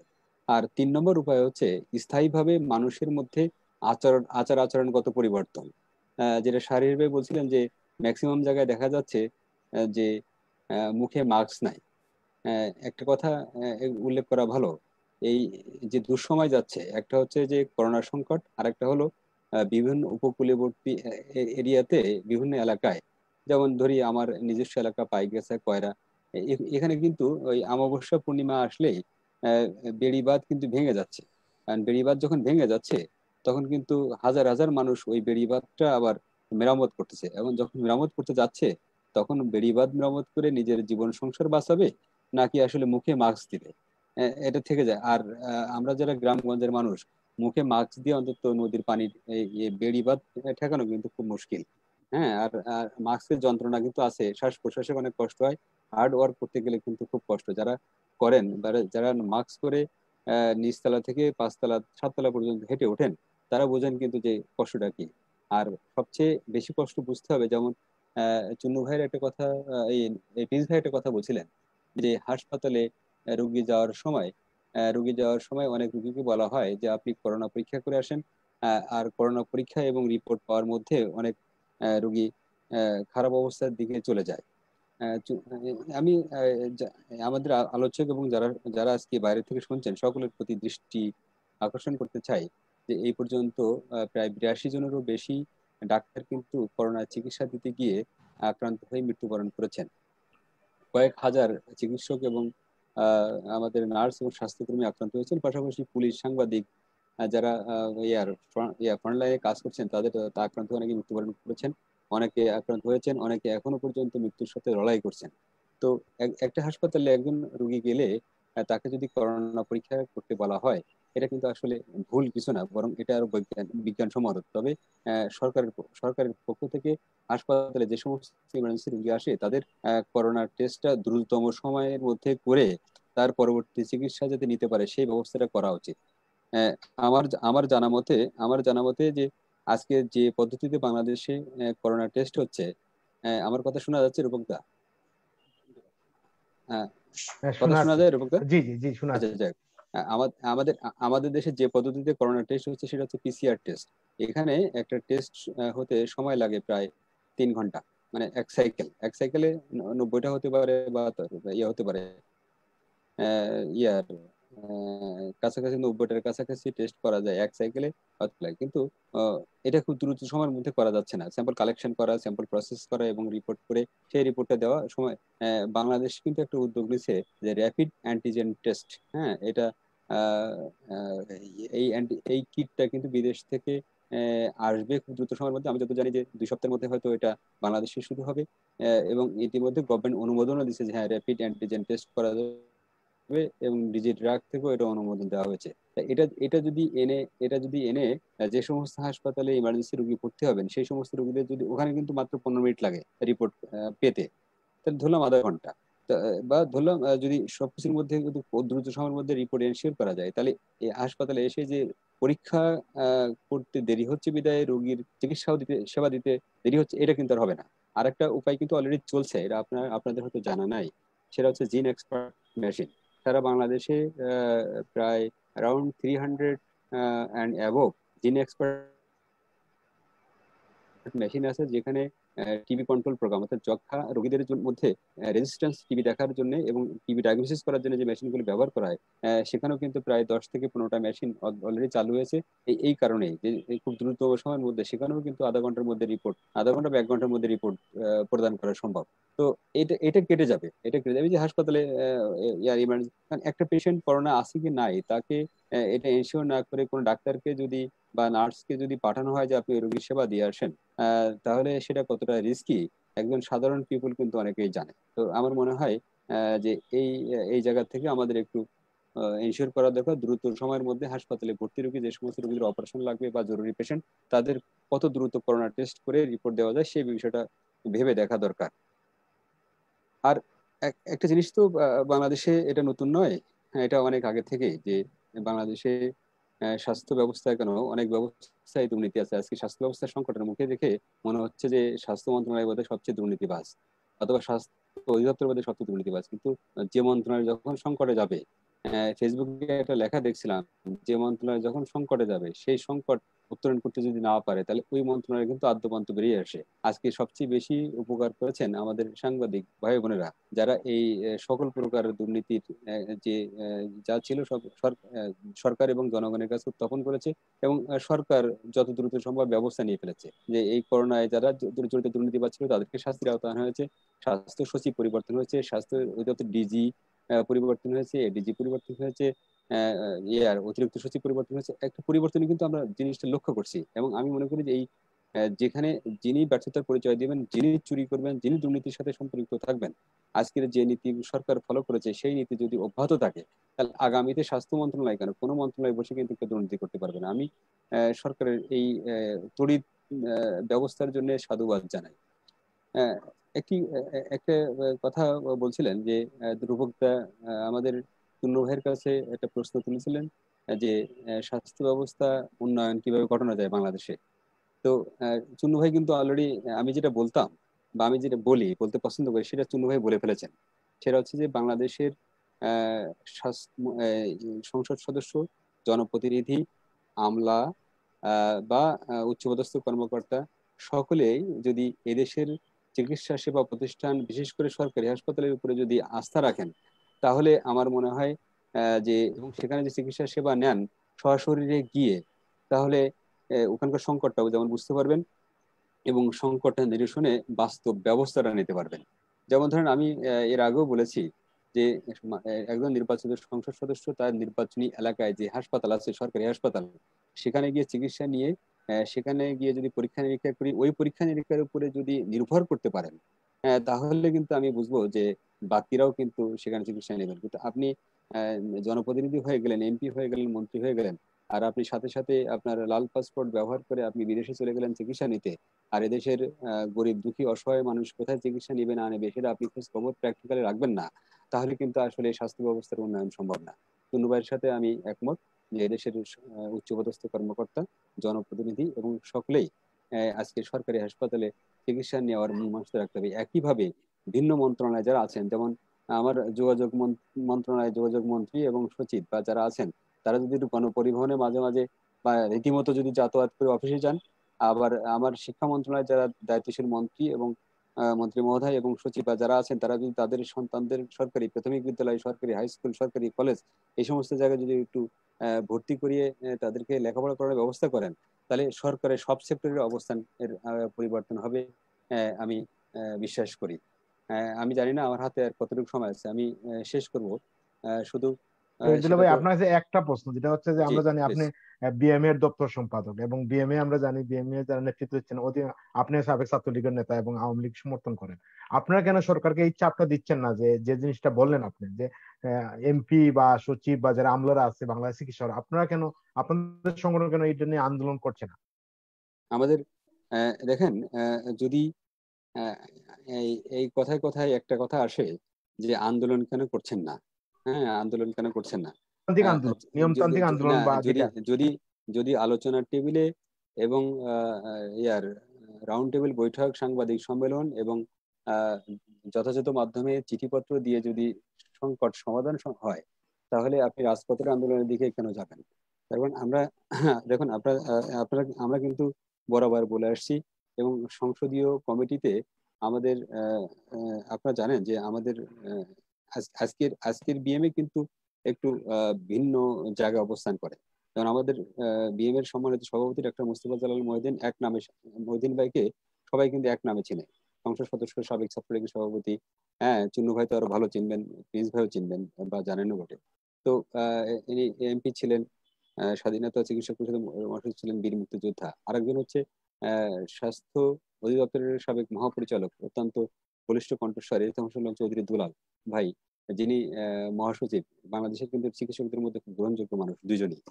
তো আমরা কিন্তু আমাদের এই দুই নেতৃবৃন্দর নেতৃত্বে আমরা কিন্তু যে সমস্ত জায়গায় সংকট হয়, সেই সংকটটা কিন্তু আমরা কখনো লিখিতভাবে, কোনো মৌখিকভাবে আমাদের নেতৃবৃন্দ সরকারের দায়িত্বশীল জায়গায়, ইভেন মাননীয় প্রধানমন্ত্রী পর্যন্ত পৌঁছে দেওয়ার চেষ্টা করেন যে এখানে এখানে পরিবর্তন হওয়া দরকার। আজকে যে বিশাল একটা পরিবর্তন লক্ষ্য করছেন, শুরুতেই কিন্তু মহা সংকটের মধ্যে ছিল করোনা প্রতিরোধ, মহা একটা ভুল বোঝাবুঝি, সমন্বয়হীনতা সবকিছু ছিল। কিন্তু এই জায়গা থেকে কিন্তু এই জায়গাতে এই সংকট নিরসন হওয়ার পিছনে কিন্তু বিএম এর অবদান কম নয়। হ্যাঁ, যেখানে যেখানে মনে হচ্ছে পরিবর্তন করা সম্ভব সেখানে বা উচিত, সেখানে কিন্তু আমাদের নেতৃবৃন্দ অবস্থান শক্ত অবস্থান নিয়েছেন। পাশাপাশি একটু বলতেই হয় যে বাংলাদেশ মেডিকেল অ্যাসোসিয়েশন কিছু যুগান্তকারী পদক্ষেপ নিয়েছেন। আপনারা জানেন যে 3রা ফেব্রুয়ারি বাংলাদেশে প্রথম করোনা শনাক্ত হলো 8ই মার্চ। 3রা ফেব্রুয়ারি কিন্তু আমরা এই করোনা প্রতিরোধে কি ব্যবস্থা নেওয়া যায় না নেওয়া যায় আমরা কিন্তু সাইন্টিফিক সেমিনার করেছিলাম। আজকে যিনি স্বাস্থ্যমন্ত্রী সেখানে চিফ গেস্ট হিসেবে ছিলেন, এবং যিনি মাননীয় প্রধানমন্ত্রীর ব্যক্তিগত চিকিৎসক প্রফেসর আবদুল্লাহ স্যার সহ এদেশের স্বনামধন্য চিকিৎসকগণ সেখানে উপস্থিত ছিলেন, এবং আমরা কিন্তু আমাদের সাজেশনের কথা, আমাদের প্রস্তাবের কথা আমরা কিন্তু সেখানে উত্থাপন করেছিলাম, এবং বাংলাদেশের প্রায় অনেকগুলো প্রিন্টিং এবং ইলেকট্রনিক মিডিয়া সেগুলো ঢালাও করে প্রচার করেছিল। এরপরে আমরা পোস্টারিং, লিফলেট বিতরণ, চিকিৎসকদের মাঝে পিপি সহ স্বাস্থ্য নিরাপত্তা জিনিসপত্র সরবরাহ করা, আমরা কিন্তু বিএমএ একদম শুরু থেকে এখনো পর্যন্ত আমরা কিন্তু আমরা অ্যাক্টিভ আছি এবং আমরা কাজ করে যাচ্ছি। তো সেই সেই অবস্থানে কিন্তু বাংলাদেশের স্বাস্থ্য ব্যবস্থা কিন্তু বেশ পরিবর্তন হয়েছে। আহ, একজন সচিবকে সরানো, একজন ডিজি পরিবর্তন করা, দুর্নীতিবাজদের গ্রেপ্তার করা, হ্যাঁ, এটা কিন্তু আমি বলছি যে শুধুমাত্র বিএম এর অ্যাক্টিভিটিসের কারণে না।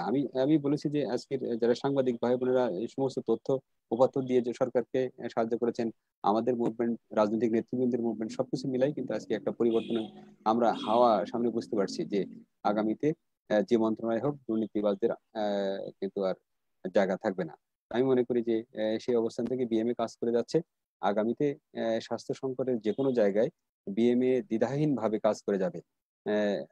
আশা করি যে অতি দ্রুত সময়ের মধ্যে আমাদের যে র্যাপিড অ্যান্টিজেন টেস্ট আমাদের দেশে অনুমোদন দেওয়া হয়েছে সেটা শুরু হবে। তাহলে যেমন পরীক্ষা নিরীক্ষা জনগণের দোরগোড়ায় পৌঁছে যাবে, পাশাপাশি ভ্যাকসিনের যদি একটা ট্রায়াল শুরু হয়ে যায় এবং ভ্যাকসিন যদি প্রদান করা যায়, তাহলে আমি মনে করি যে আমরা এই সংকট কাল থেকে রেহাই পাবো।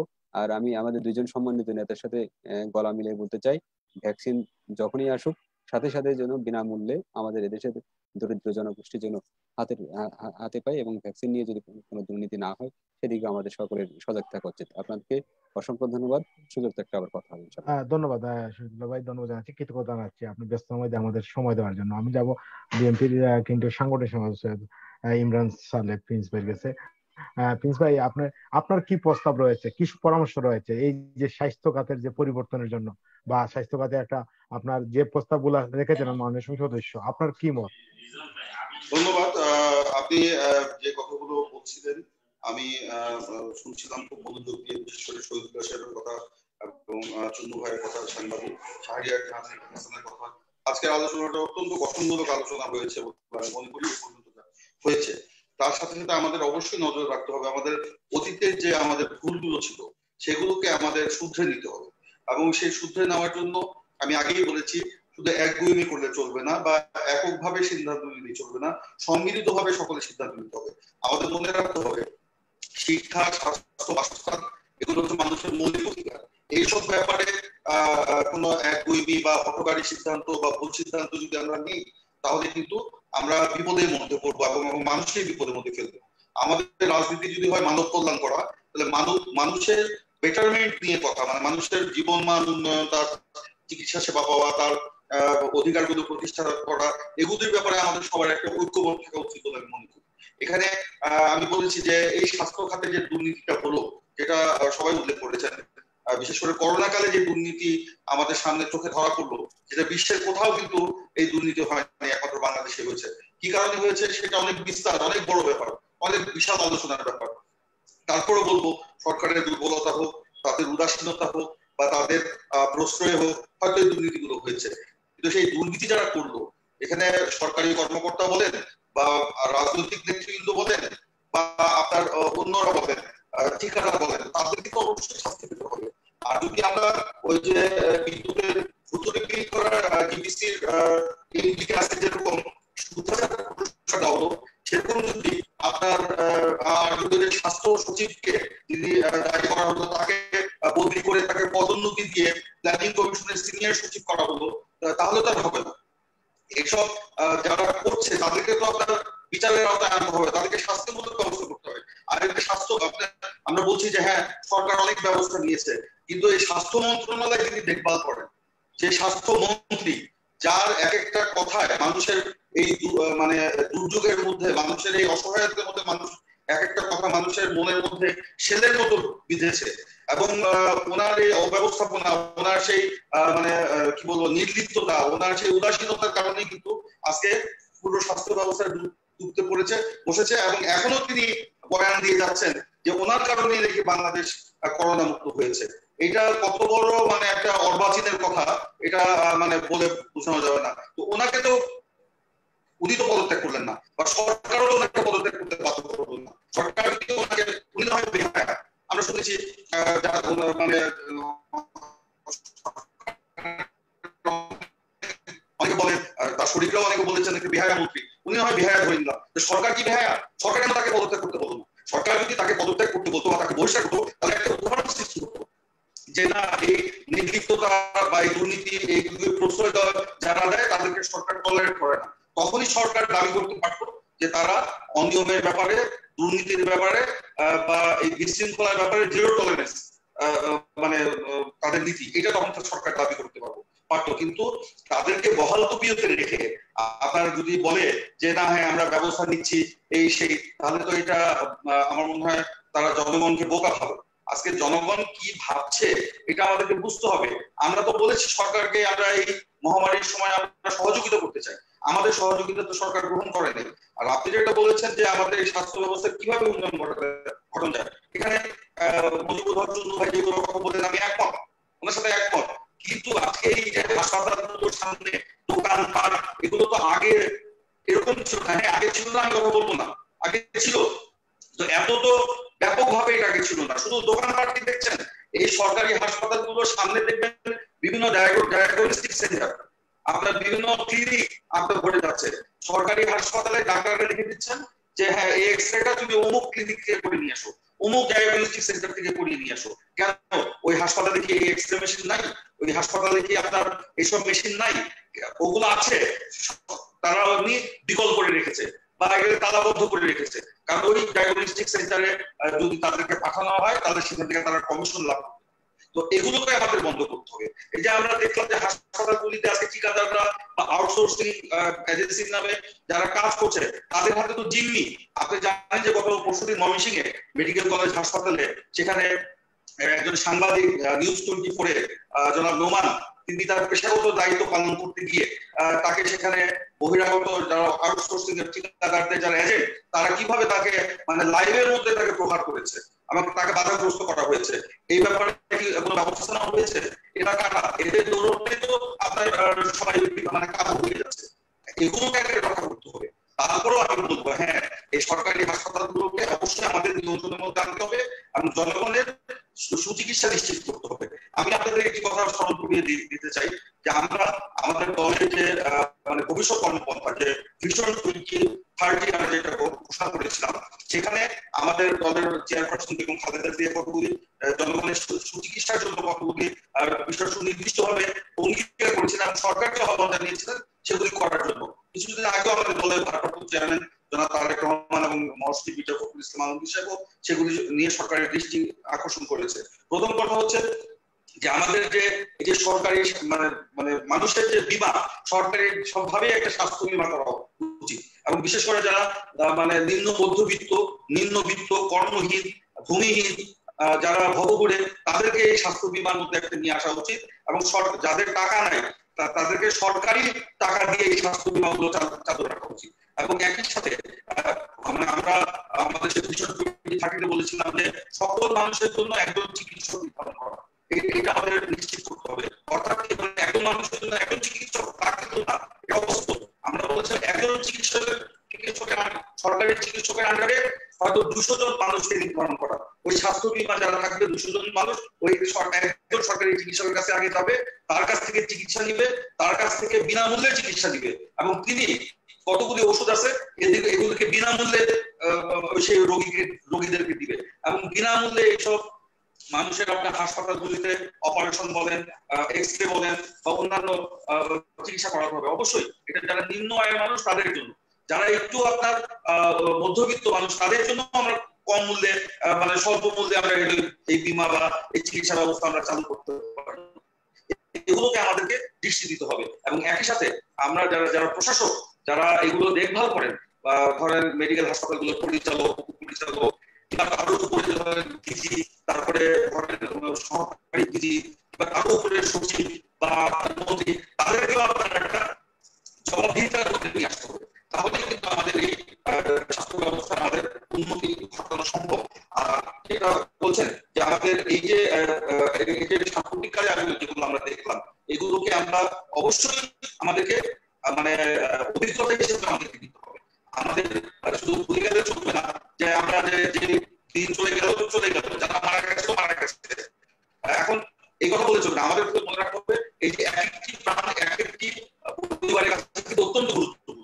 সরকারের কাছে হয়তো সেটা একটা সংখ্যা, কিন্তু একটা মানুষ একটা পরিবারের কাছে একটা সমাজের কাছে অত্যন্ত গুরুত্বপূর্ণ। সেই মানুষকে রক্ষা করা আমার আপনার সরকারের সকলের দায়িত্ব, তাকে জীবিত রাখা সকলের দায়িত্ব। সেটা জীবিত থাকার একটা অধিকার, সেই অধিকারটা যেন আমি তাকে দিতে পারি এবং সেই মন মানসিকতা নিয়ে আমাদের চলা উচিত। হ্যাঁ আমরা অতীতে সরকারি ছিলাম, আমাদের অনেক দুর্বলতা থাকতে পারে, ছিল, অস্বীকার করবো না, কিন্তু গত 12 বছরের যে আপনাদের দুর্বলতা চলে আসছে, আপনারা যারা গত 12 বছর যাবত একচেটিয়াভাবে দেশ শাসন করছে, যারা একচেটিয়াভাবে মানুষের মানে দেখভাল করার দায়িত্ব নিয়েছে, যেভাবে হোক, সেটা দিনের ভোট রাতে করেই হোক বা ভোট জালিয়াতি করেই হোক, ভোট দিয়েই হোক, যেভাবে হোক তারা সরকার আছে। তো মানুষের সেই অধিকারটা অবশ্যই তার নিশ্চিত করতে হবে। এখানে শুধু ও কিন্তু আপনার নিজের দায়িত্বকে আপনার পাশ কাটানো যাবে না।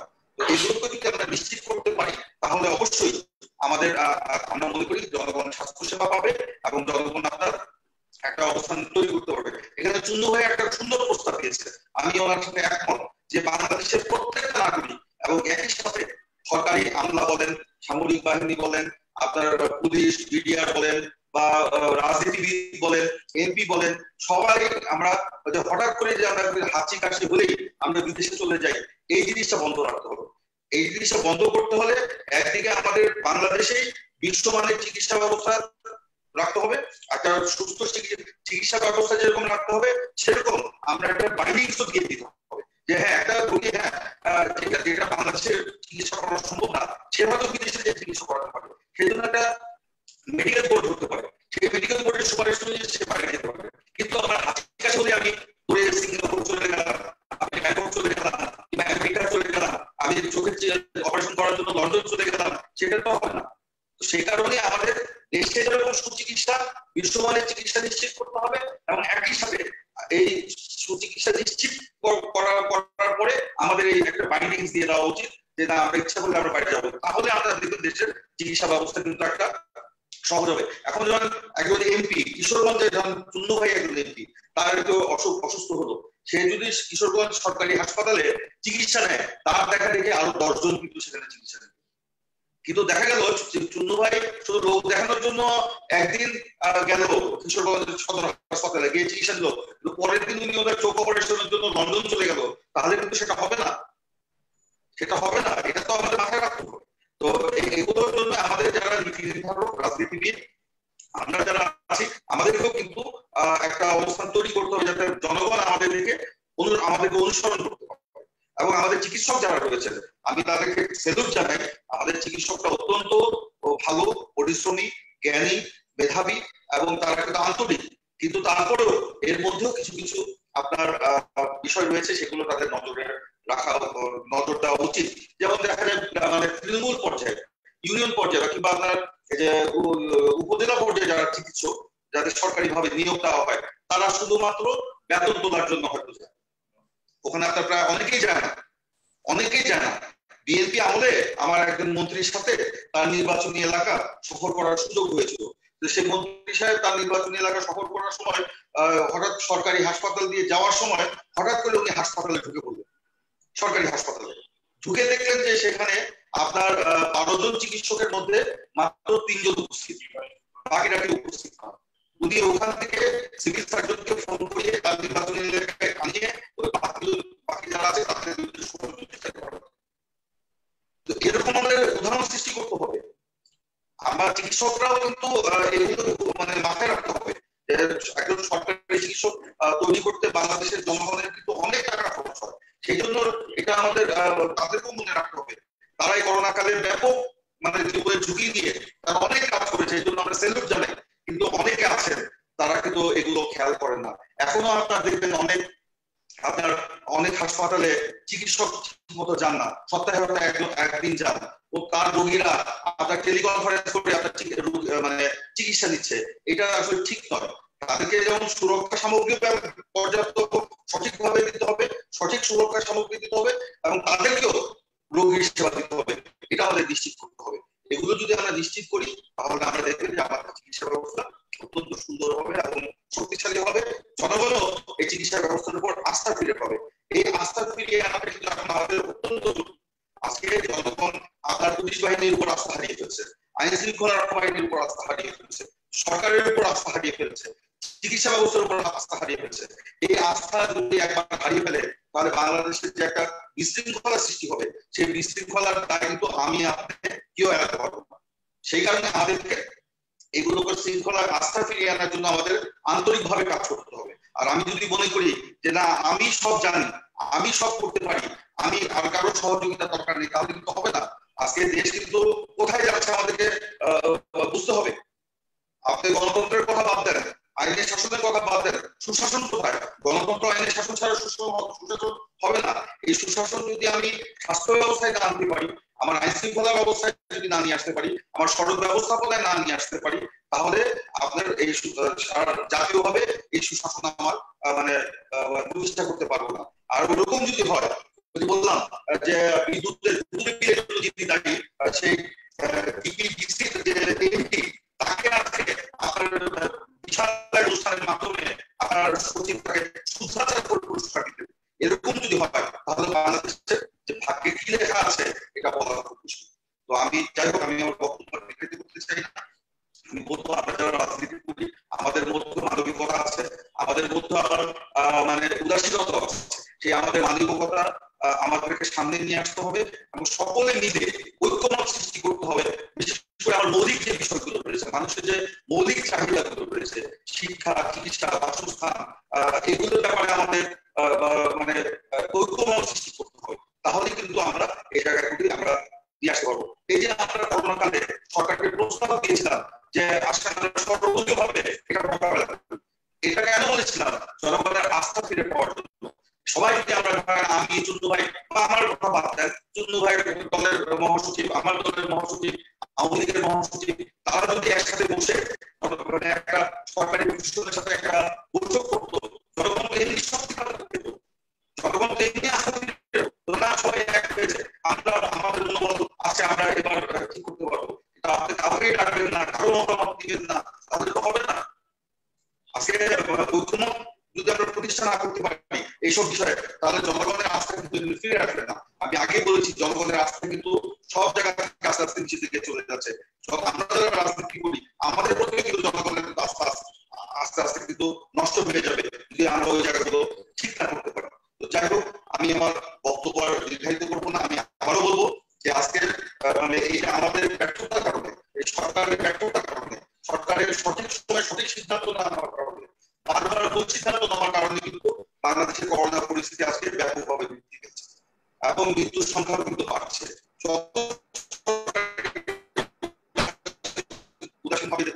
আসলে মানুষ কিন্তু আক্রান্ত হচ্ছে, মানুষ কিন্তু মৃত্যু বলে ফেলছে। এই প্রত্যেকটা মানুষের মৃত্যুর জন্য কিন্তু আমরা আমাদেরকে দায়ী করবো, এটা আমাদের মনে রাখতে হবে। সেই কারণে আমি বলবো যে এখন যে ভ্যাকসিন কথা হচ্ছে নভেম্বর ডিসেম্বরে আসবে, সেই ভ্যাকসিনের নভেম্বর ডিসেম্বরে আসছে সেপ্টেম্বর মাস শুরু হয়েছে। এখন থেকে আপনাদের দায়ী করতে হবে কোন ভ্যাকসিনটা সেই ভ্যাকসিন আমাদের নিয়ে আসতে হবে। WHO মানে বিশ্ব স্বাস্থ্য সংস্থা, তাদের সাথে আমাদের লবিং করতে হবে। যারা ভ্যাকসিন উৎপাদন করে সেসব প্রতিষ্ঠান, দেশ, বিশেষজ্ঞ সংস্থা, তাদের সাথে আমাদের কাজ করতে হবে এবং সেই ভ্যাকসিনটা যত দ্রুত সম্ভব বাংলাদেশে নিয়ে এসে এবং সেখানে আপনার জনগণকে বিনামূল্যে দিতে হবে। আমি এখানে প্রসঙ্গক্রমে একটা কথা উল্লেখ করতে চাই। চুন্নু ভাই হয়তো জানেন সেই সময় চুন্নু ভাই শহীদ প্রেসিডেন্ট জিয়াউর রহমানের সাথে কাজ করেছেন। আপনাদের মনে আছে যে শহীদ প্রেসিডেন্ট জিয়াউর রহমান তার আমলে আপনার যে বাংলাদেশের প্রত্যেকটা শিশুকে তিনি বিসিজি টিকা বাধ্যতামূলকভাবে বিনামূল্যে দিয়েছিলেন প্রত্যেকটা শিশুকে। কেন দিয়েছিলেন?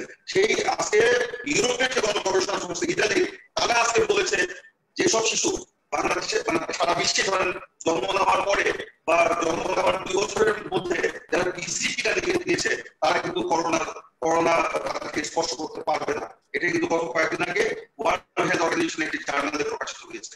তো সেরকমই আমরা যদি সেরকমই যদি আমরা বিনামূল্যে, আমি মনে করি শহীদ প্রেসিডেন্ট জিয়াউর রহমান যখন বিনামূল্যে সমস্ত শিশুকে বিসিজি টিকা দিয়েছে, এটা আমি মনে করি সেটা হচ্ছে বিনিয়োগ, রাষ্ট্রের বিনিয়োগ হচ্ছে একটা শিশুর প্রতি একটা করা হলো। সেই শিশুরা এখন আজকে বড় হয়েছে, তারা কিন্তু করোনার স্পর্শের বাইরে। এরকম এই টিকা পাওয়ার অধিকারও কিন্তু বাংলাদেশের প্রতিটি নাগরিকের রয়েছে এই করোনা টিকা। সেই জন্য আমি বলবো সরকারের কাছে এখনো আমি বলবো যে মানে এই রাজনীতির উচ্চালের মধ্যে আমরা না ঢুকে বিশ্ব রাজনীতি যে শুরু হয়েছে, রাজনীতির যে মেরুকরণ শুরু হয়েছে এবং সেটার সাথে করোনার টিকা নিয়ে যে রাজনীতি শুরু হয়েছে, সেই উচ্চালের মধ্যে না ঢুকে, আমি আবারও বলছি সেই উচ্চালের মধ্যে না ঢুকে আমাদেরকে দেখতে হবে কোন টিকা হচ্ছে কার্যকর, কোন টিকা দিলে আমি আমার দেশের মানুষ করোনা মুক্ত থাকবে, সেই টিকার পিছনে আমাদেরকে করতে হবে এবং সেই টিকা বাংলাদেশে নিয়ে এসে বাংলাদেশের সেই টিকা নিয়ে যাতে কোনো দুর্নীতি না হয় এবং বিতরণেও যাতে কোনো দুর্নীতি না হয়, সেই জন্য আমি মনে করি যে এটা সকলের মতামত নিয়ে সশস্ত্র বাহিনীর মাধ্যমে প্রত্যেকটা নাগরিককে সেই টিকা দেওয়ার ব্যবস্থা করতে হবে। তাহলে আমরা আমাদের বাংলাদেশের মানুষকে রক্ষা করতে পারবো। হ্যাঁ, ধন্যবাদ ধন্যবাদ প্রিন্স ভাই, ধন্যবাদ জানাচ্ছি, কৃতজ্ঞতা জানাচ্ছি আপনার ব্যস্ততম মধ্যে আমাদের সময় দেওয়ার জন্য। হ্যাঁ, আপনি শহীদ ভাই, আপনি মেসেজ দিচ্ছেন যে 1 মিনিট কথা বলতে চান, যদি শর্ট করেন, সংক্ষিপ্ত করবেন, অনুষ্ঠান শেষ পর্যায়ে।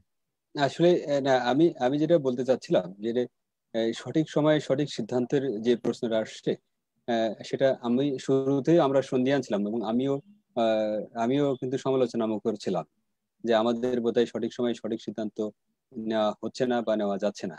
কিন্তু আমরা যদি বিশ্বের অন্য কোনো দেশের সাথে তুলনা করি, ইটালি, ব্রাজিল, আমেরিকা, ব্রিটেন, সেই তুলনায় কিন্তু আমরা একটু তুলনামূলকভাবে ভালো আছি। আমরা আরো ভালো থাকতে চাই, এটা আমি প্রত্যাশাও করি। সরকারের কিন্তু খুব তড়িৎ গতিতে কিন্তু অনেকগুলো সিদ্ধান্ত নিতে হয়েছে। মাঝখানে যদি দুর্নীতিবাজরা ঢুকে না যেত, হ্যাঁ, বাংলাদেশের মানুষ যে অনেকে বলা হয় যে অনেকের ঘর পড়ে আরেকজন আলু পোড়ায়, তো এই দুর্নীতিবাজরা যদি এর মধ্যে ঢুকে না যেত তাহলে বোধহয় আরো দ্রুত সম্ভব হতো। দেখেন যে 2000 চিকিৎসকের তড়িৎ গতিতে নিয়োগ দেওয়া, 39 BCS থেকে 4000 নার্স নিয়োগ দেওয়া এবং পাশাপাশি এই যারা দুর্নীতিবাজ জড়িত তাদেরকে সরিয়ে দেওয়া, এটা কিন্তু আসলে তড়িৎ গতিতে কিন্তু গভর্নমেন্ট নিতে পেরেছে এবং যার কারণে সংকট মোকাবেলায় খানিকটা আমরা এগিয়ে আছি। বাংলাদেশের স্বাস্থ্য ব্যবস্থা নিয়ে যেটা কথা হচ্ছিল, যে একসময় কিন্তু সারা বাংলাদেশে আমাদের চুন্নু ভাই এবং প্রিন্স ভাই নিশ্চয়ই নির্দিষ্ট নির্বাচনী এরিয়া নিয়ে কাজ করেন, একজন নির্বাচিত সংসদ সদস্য নিশ্চয়ই সেই পর্যায়ে আমাদের প্রিন্স ভাই আছেন। তো আপনি গ্রামে দেখবেন যে কমিউনিটি ক্লিনিক থেকে কিন্তু 30টা বা তার অধিক ওষুধ কিন্তু বিনামূল্যে দেওয়া হয়। আজকে গরিব মানুষই কিন্তু হঠাৎ করে ফার্মেসিতে দৌড়াতে হয় না পকেটের টাকা নিয়ে, যে আমার একটু জ্বর হলো, পাতলা পায়খানা হলো বা একটু অ্যালার্জি হলো, আমি একটু যে ওষুধ নিয়ে আসি, কিন্তু এই কমিউনিটি ক্লিনিক গেলে কিন্তু তারা চিকিৎসা পেয়ে যায়। কি কারণে একসময় হঠাৎ করে বিএনপি এটা বন্ধ করে দিল আমি জানি না, এটা ভালো বলতে পারবেন। তো সেটা কিন্তু এখন আবার 14,000-এর বেশি কমিউনিটি ক্লিনিক সার্ভিস দিয়ে যাচ্ছে। ঠিক যে মুহূর্তে কথা বলছিলাম সেই মুহূর্তে কিন্তু বাংলাদেশে neuro science institute hospital, gastro liver hospital, এশিয়ার বৃহত্তম Sheikh Hasina burn institute hospital, ENT foundation hospital, এশিয়ার সবচেয়ে বৃহত্তম যে পঙ্গু হাসপাতাল যেটা আমরা বলি নিটোর, হ্যাঁ, বাংলাদেশের 4টা মেডিকেল বিশ্ববিদ্যালয়, মেডিকেল কলেজ, হাসপাতালে বিছানা বৃদ্ধি, মানে গবেষণার অনেক সুযোগ, এটা কিন্তু এর মধ্যে কিন্তু অনেক বৃদ্ধি পেয়েছে। আমাদেরকে আসলে এই বিষয়গুলো অনেকগুলো ভাবতে হয়। স্বাস্থ্য খাতে বাজেট বৃদ্ধি যতটুকু হলো সেটা কিন্তু সাফিসিয়েন্ট না, আরো বাজেট বৃদ্ধি কিন্তু হওয়া উচিত।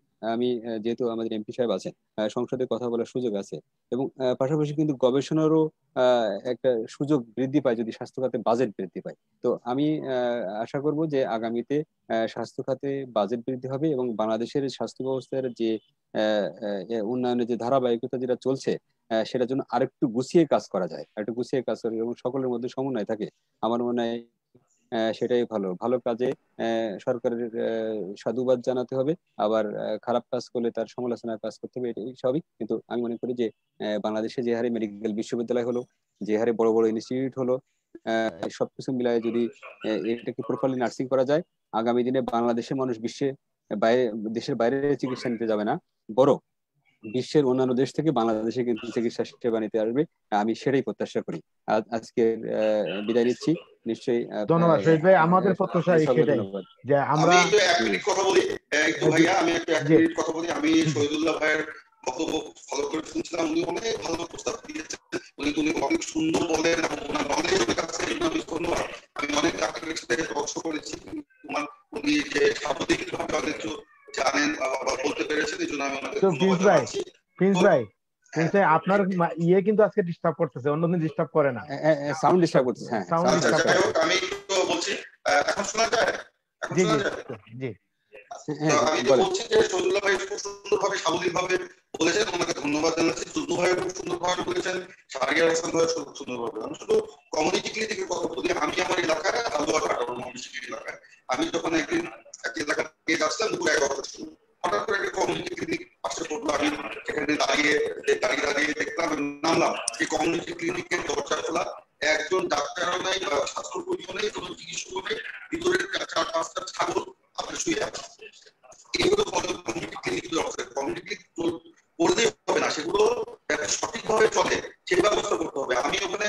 ইমাম, মুয়াজ্জিন, তারপরে দোকানদার কত কিছু তাদেরকে জিজ্ঞেস করলাম, বলে যে সকালে 9টার সময় এসে ফ্লেক্স, এখন পরে শুনলাম এখানে যে ওষুধের দেওয়া হয় সেগুলো বাজারে বিক্রি করে দেওয়া হচ্ছে।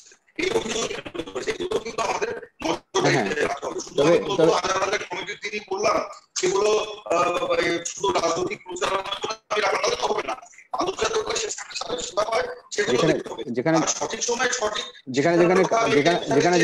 যেখানে কাজ হচ্ছে না সেখানে মনোযোগ দেওয়া জরুরি, আসলে সরকারের মনোযোগ দেওয়া জরুরি। আমি মনে করি যে আমাদের 200 বা 300 লোকের জন্য একজন করে ডাক্তার নির্দিষ্ট করে দেওয়া উচিত। এই 300 লোকের জন্য একজন ডাক্তার থাকবে, তাকে ওই এলাকায় থাকতে হবে, এবং যারা স্বাস্থ্য বীমা থাকবে এই জন্য ডাক্তার নিয়োগ দিতে হবে, ব্যাপকভাবে ডাক্তার আমাদের তৈরি করতে হবে, এখানে সরকারের বিনিয়োগ করতে হবে, স্বাস্থ্যকর্মী নিয়োগ দিতে হবে, টেকনোলজিস্ট নিয়োগ দিতে হবে, নাহলে কিন্তু হবে না। আজকে দেখেন যে করোনার ব্যাপারে টেকনোলজিস্ট আমাদের নাই, যেগুলো পিসিআর মেশিন চালাতে আপনার অসুবিধা হচ্ছিল, এই কি মানে নিজের করতে অসুবিধা হচ্ছিল, তো সেখানে টেকনোলজিস্ট ব্যাপকভাবে যদি আমাদের নিয়োগ দেওয়া থাকতো তাহলে কিন্তু আরেকটা বলি, আমি বলছিলাম যে সঠিক সময় সঠিক সিদ্ধান্ত কোনটা। আপনি ইউরোপ আমেরিকার কথা বলেছেন, ইতালির কথা বলেছেন, ইউরোপ আমেরিকা ইতালি আমাদের আগে কিন্তু আক্রান্ত হয়েছে, কিন্তু বাংলাদেশ কিন্তু প্রায় 3 মাস সময় পেয়েছে।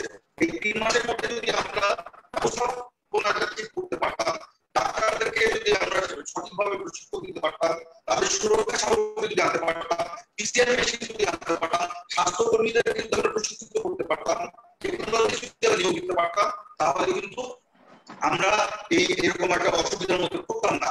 আরেকটা কথা হলো ভুল সিদ্ধান্ত কোনটা বলছি, এই যে সরকার 3 মাস সাধারণ ছুটি ঘোষণা করলো, এই সাধারণ ছুটি বেসিক্যালি কোনো কাজে আসে, মানুষ একটা উৎসব পরিবেশে মনে হয় গ্রামের বাড়িতে চলে গেল এই সাধারণ ছুটি উপভোগ করার জন্য, কিন্তু এটা দেওয়া হচ্ছে 3 মাস কোনো কাজে আসে, এটা উচিত ছিল 2 মাস একটা কঠোর লকডাউন দেওয়া, এবং সেই লকডাউন কার্যকর করার জন্য সকলের ঐক্যমতের ভিত্তিতে একটা ব্যবস্থা নেওয়া। এখানে রাজনৈতিক দল, এখানে সেনাবাহিনী, পুলিশ, বিটিআর, আনসার, গ্রাম প্রতিরক্ষা বাহিনী আনসার যারা রয়েছে, তারা রাজনৈতিক দল, সকল রাজনৈতিক দলের কিন্তু তারা যদি কাঁধে কাঁধ মিলিয়ে যদি কাজ করতো, এবং একই সাথে নিম্ন আয়ের মানুষকে যদি আমরা মাসে 5,000 টাকা করে দিয়ে 30 কেজি চাল করে দিয়ে যদি আমরা দিতে পারতাম, তারা কিন্তু ঘুরে থাকতো। কিন্তু আমরা সেই লক্ষ্য করতে পারিনি। এই দুইটা আমি বোঝাতে চেয়েছি, একটা হলো সরকার সঠিক সিদ্ধান্ত নেয়নি, আর একটা হলো ভুল সিদ্ধান্ত। এই দুইটা এরকম কিন্তু অনেক ভুল সিদ্ধান্ত সরকার নিয়েছে। আমরা সরকারকে সহযোগিতা করতে চেয়েছি, কিন্তু সরকার তো আমাদের প্রস্তাব করে কর্ণপাত করেনি। আমি দেখছি বাংলাদেশ মেডিকেল অ্যাসোসিয়েশন বিএনও কিন্তু অনেক ভালো ভালো প্রস্তাব দিয়েছে, এমনকি সাথী মানে সরকার সমর্থক যে চিকিৎসকদের সংগঠন, সেই সংগঠনের সভাপতি সেক্রেটারি আমার কাছে আপনি বলেন আমি কোট করতে পারবো, তারা বিভিন্ন ভাবে সরকারকে কিন্তু উপদেশ দিয়েছে, এমনকি সরকার গঠিত যে টেকনিক্যাল পরামর্শ কমিটি রয়েছে তারাও সরকারকে যে আপনার পরামর্শ দিয়েছে, এই কিছুও কিন্তু সরকার কর্ণপাত করেনি, এবং তারা এখনো বলছে এটা সবকিছু ওপেন করে দেওয়া হলো, এটা কার সিদ্ধান্ত দিয়েছে? টেকনিক্যাল কমিটি এখনো মানে বিরোধিতা করে যাচ্ছে। মোস্তাক আহমেদ ডাক্তার মোস্তাক সাহেব দিয়ে আপনার সরকারি একটি প্রতিষ্ঠানের উপদেষ্টা, তিনি বলছেন, সাচিবের সভাপতি বলছেন, সেক্রেটারি বলছেন, বিএমএর মহাসচিব বলছেন, কারো কথা সরকার কর্ণপাত করেছে? আমরা কিন্তু বলি না আমরা এই সময় এসে আমরা চেয়েছি সরকারকে সহযোগিতা করতে, এদের সবার কথা যদি সরকার শুনতো, শুনে একটা ভালো সিদ্ধান্ত নিতে পারতো, কিন্তু কারো কথা একটা সরকার কর্ণপাত করে না। সত্যিকারের মতো লোক যদি একটা ভালো প্রস্তাব দেয়, অবশ্যই আমাকে আনন্দিত হবে, অবশ্যই আমাদের আনন্দিত হবে, তাহলে কিন্তু আমরা ভালো একটা ব্যবস্থা করে তুলতে পারবো। তো যাই হোক, অনেক বিতর্ক হয়েছে, আমরা বিতর্কের মধ্যে যেতে চাই না। প্রিন্সিপাল বক্তব্যের সাথে আসলে আমি একটু যোগ করতে চাই। উনি দারুণ একটা কথা বলেছেন, কিন্তু রূপক দা সুন্দর একটা কথা বলেছেন যে মেডিকেল টেকনোলজিস্ট কিন্তু সাফিসিয়েন্ট না বাংলাদেশে। টেকনোলজিস্ট এবং টেকনোলজির ব্যবহার এটা যদি উন্নত না করা যায় তাহলে রোগ নির্ণয় কিন্তু ভালোভাবে হয় না, আবার চিকিৎসা সুন্দর। আসলেই প্রিন্স ভাই দারুণ একটা পয়েন্ট বলেছেন যে বাংলাদেশে সাফিসিয়েন্ট ডাক্তার নার্সের পাশাপাশি মেডিকেল টেকনোলজিস্ট এবং তাদের উপযুক্ত প্রশিক্ষণ, টেকনোলজির ব্যবহার এটা কিন্তু নিশ্চিত করা জরুরি। Thank you. ধন্যবাদ জানাচ্ছি প্রিন্স ভাই এবং শহীদুল্লাহ ভাই, ধন্যবাদ। অনুষ্ঠান একবারে শেষ পর্যায়ে আমি যাবো আমাদের মাননীয় সদস্য জনাব মুজিবুল হক চুন্নু ভাইকে। চুন্নু ভাই, আমরা দেখতে পাই বিশেষ করে আমরা যারা ইউরোপ বা আমরা এই সব দেশে আপনার চিকিৎসা ব্যবস্থা অনেক উন্নত, আমাদের দেশে আপনারা যারা যারা সংসদ সদস্য কাজ করছেন, আপনারা, আমার একটা প্রস্তাব আমি ব্যক্তিগত বলতে পারি যে যেটা হচ্ছে বাংলাদেশ চিকিৎসা ব্যবস্থা দেখতে পাই যে একটা লোক এক এক ডাক্তার কাছে যায়, এক এক ডাক্তার একটা প্রেসক্রিপশন দিয়ে দেন, ওষুধ খান, আবার আরেক ডাক্তার চেঞ্জ করেন। উনাদের যে রোগের, আমাদের এই যে সেই সব দেশের ডাটাবেস কালেকশন করা হয়। আমার আজ থেকে 20 বছর আগে কি হয়েছিল, আমার ডাক্তারের, আমার যে ফ্যামিলি ডাক্তারের কম্পিউটারে আছে। বাংলাদেশে এরকম একটা ব্যবস্থা করা যায় কিনা? আপনি একজন মাননীয় সংসদ আইন প্রণেতা, হ্যাঁ, এবারে কি বলবেন, কি করা যায়? কি আজকে আপনার অনুষ্ঠানের শেষ পর্যায়ে আপনার কি পরামর্শ দেবে সরকারের প্রতি? অনেক আলোচনা হলো। জি, আসলে আপনি যে কথাটা এখন বললেন, আপনি যেখানে আছেন সেইখানে অবস্থার সঙ্গে আমাদেরকে কম্পেয়ার করাটা যুক্তিযুক্ত হবে না। না আমি কম্পেয়ার করতেছি না, হ্যাঁ চন্দ্র ভাই কম্পেয়ার করতেছি না, কিন্তু আমরা সব করতে পারি।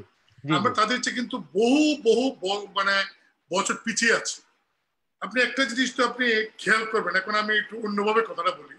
বাংলাদেশটা মাত্র 54 বর্গ মাইলে 54,000 বর্গ মাইল একটা দেশ, 160-70 মিলিয়ন পিপল, ছোট্ট একটা দেশ। এখানে 17 কোটি মানুষ। সেই মানুষকে তো আমাদের প্রথমে চিন্তা করতে, সেই মানুষগুলি খাদ্য, প্রথম চিন্তা করতে খাদ্য। আপনি দেখেন, আমি সাকসেসের কথা বলি। আমি এতক্ষণ আমাদের আলোচকরা তো বললেন অনেক সমালোচনা, আমি এখন একটা জিনিস আসি। 1970 সালে বা 71 সালে যখন আমরা মুক্তিযুদ্ধ করি, তখন বাংলাদেশের মানুষ ছিল 7 কোটি। বাংলাদেশের মানুষ অভাব ছিল, খাদ্যের অভাব। আমি নিজে ফিল করেছি, মানুষ খাদ্যের জন্য মানে 3 বেলা খেতে পেত না, 1 বেলা খেত, কুচু কুচু খেত। আর স্বাধীনের আজকে 50 বছর পর এই মানুষ 17 কোটি। এখন বাংলাদেশে কিন্তু খাদ্যের অভাব নাই, এটা মনে রাখবেন, খাদ্যের অভাব নাই। আমরা কিন্তু অনেক সাকসেস। যে দেশে 7 কোটি মানুষ থাকা অবস্থায় খাদ্যের অভাব ছিল, আজকে 17 কোটি মানুষ, জায়গা কমছে কিন্তু খাদ্যের অভাব নাই। আমরাই জাতি, আমাদের কৃষকরাই, আমাদের কৃষিবিদদের সহযোগিতায় আমরা কিন্তু 3 গুণ 4 গুণ ফসল ফলিয়ে আমরা খাদ্য এখন স্বয়ং সম্পূর্ণ। আমরা এমন একটা দেশ যে দেশে মানুষের কাপড় ছিল না। আমি ঢাকা বিশ্ববিদ্যালয়ে যখন পড়ি তখন গুলিস্তান, এটাকে বলে কার্টন মার্কেট, পুরোনো কাপড় কিনে এনে আমরা ওয়াটার করে পড়তাম। আজকে বাংলাদেশে কিন্তু পুরোনো কাপড় না, ইউরোপ আমেরিকাতে কিন্তু আমরা এক্সপোর্ট করি, সেকেন্ড লার্জেস্ট এক্সপোর্টার। এটা আমাদের অর্জন। আমরা এই যে বললেন ইউরোপে মানে স্বাস্থ্য ব্যবস্থা এরকম, তাদের সমস্ত কিছু নক্ষদর্পণে, আমাদের নক্ষদর্পণে হচ্ছে। আমরা কিন্তু এই সরকার আমলে আমি অনেক সমালোচনা করি, কিন্তু এই সরকার আমলে অনেক অর্জন।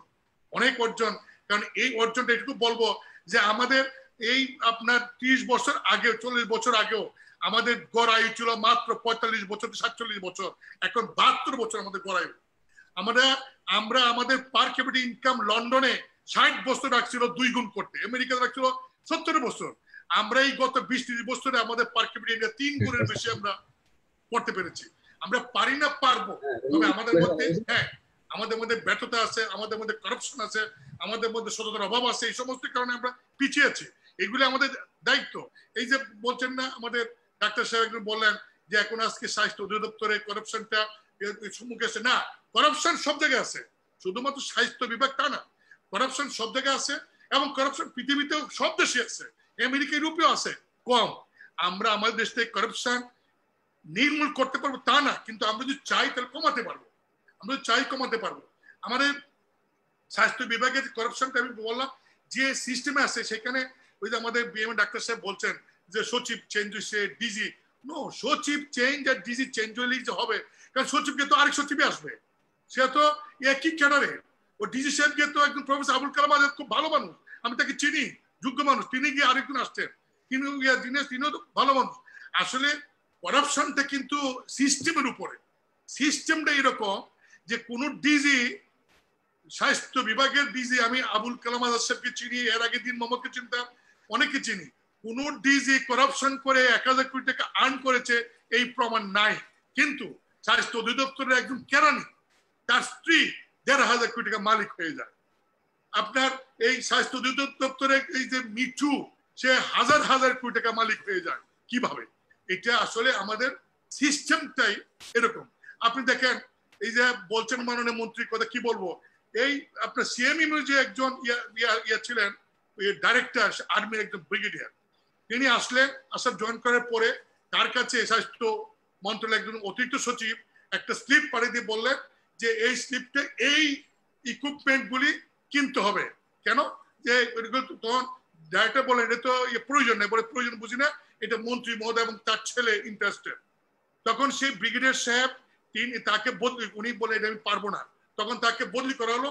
সেই প্রতিবাদে তিনি একটা চিঠি লিখলেন স্বাস্থ্য সচিবকে যে আমি এই কাজ করতে বলছিল, করতে পারি না, আমাকে বদলি করা হয়েছে। এই চিঠিটা আমি পার্লামেন্টে স্পিকারের সামনে সেখানে আমি পাঠ করছি। এখন এই যে হ্যাঁ আমাদের কোভিডকে কেন্দ্র করে অনেক সাকসেস এখন আছে, সেই সাকসেস গুলি আমরা এত সমালোচনা করার পরে, স্বাস্থ্যমন্ত্রী সমালোচনা করার পরে প্রধানমন্ত্রী মাননীয় তিনি ডাইরেক্ট হস্তক্ষেপ করেছেন। প্রধানমন্ত্রী হস্তক্ষেপ করার ফলে এই কিছু বিষয় এখন কিন্তু আমরা সাকসেস দেখতে পাচ্ছি। আমি বলেছিলাম পার্লামেন্ট স্বাস্থ্যমন্ত্রীকে যে আপনি পলিটিশিয়ানের কাজ কি, এই যে ডাক্তার সাহেবরা কাজ করতেছে রাত দিন, ওই যে আপনার এই নার্সের কাজ করতেছে, মারা যাচ্ছে, আপনি একবার ঢাকা মেডিকেলে যান, ডাক্তারদের সঙ্গে মিশেন, বলেন ইয়েস ডাক্তার নার্স তোমরা কাজ করতেছো, আমি আসছি, আমি মন্ত্রী, আমি তোমাদের সঙ্গে আসি। আপনি রোগীর সঙ্গে আলাপ কথা বলেন, আপনি পিজি যান, ডাক্তার সাহেব মিটিং করেন, ইয়েস আপনার কাজ করতেছেন, রিকমেন্ডেশন দেন। আমি বলছিলাম উনি সন্দেহের ভিতরে বসে আছে, আসল সন্দেহের বসে আছে। আজকে পর্যন্ত ওনাকে কোন হাসপাতালে ডাক্তার এবং রোগীর কাছে নিতে পারলাম না। আমি তো যাচ্ছি, আমি তো আমার এলাকায় ওই কোভিড রোগী আছে, আমার ডাক্তারের সাথে মিশতেছি, কথা বলতেছি, হাসপাতালে যাচ্ছি, ঢাকা মেডিকেলে যাচ্ছি, বিভিন্ন হাসপাতালে যাই। উনি কেন যাবেন না স্বাস্থ্যমন্ত্রী? আসলে যিনি মানে একটা ডিপার্টমেন্টের কর্ণধার, তার কাজ করতে হয় না, তাকে ইন্সপিরেশন দিতে হয়।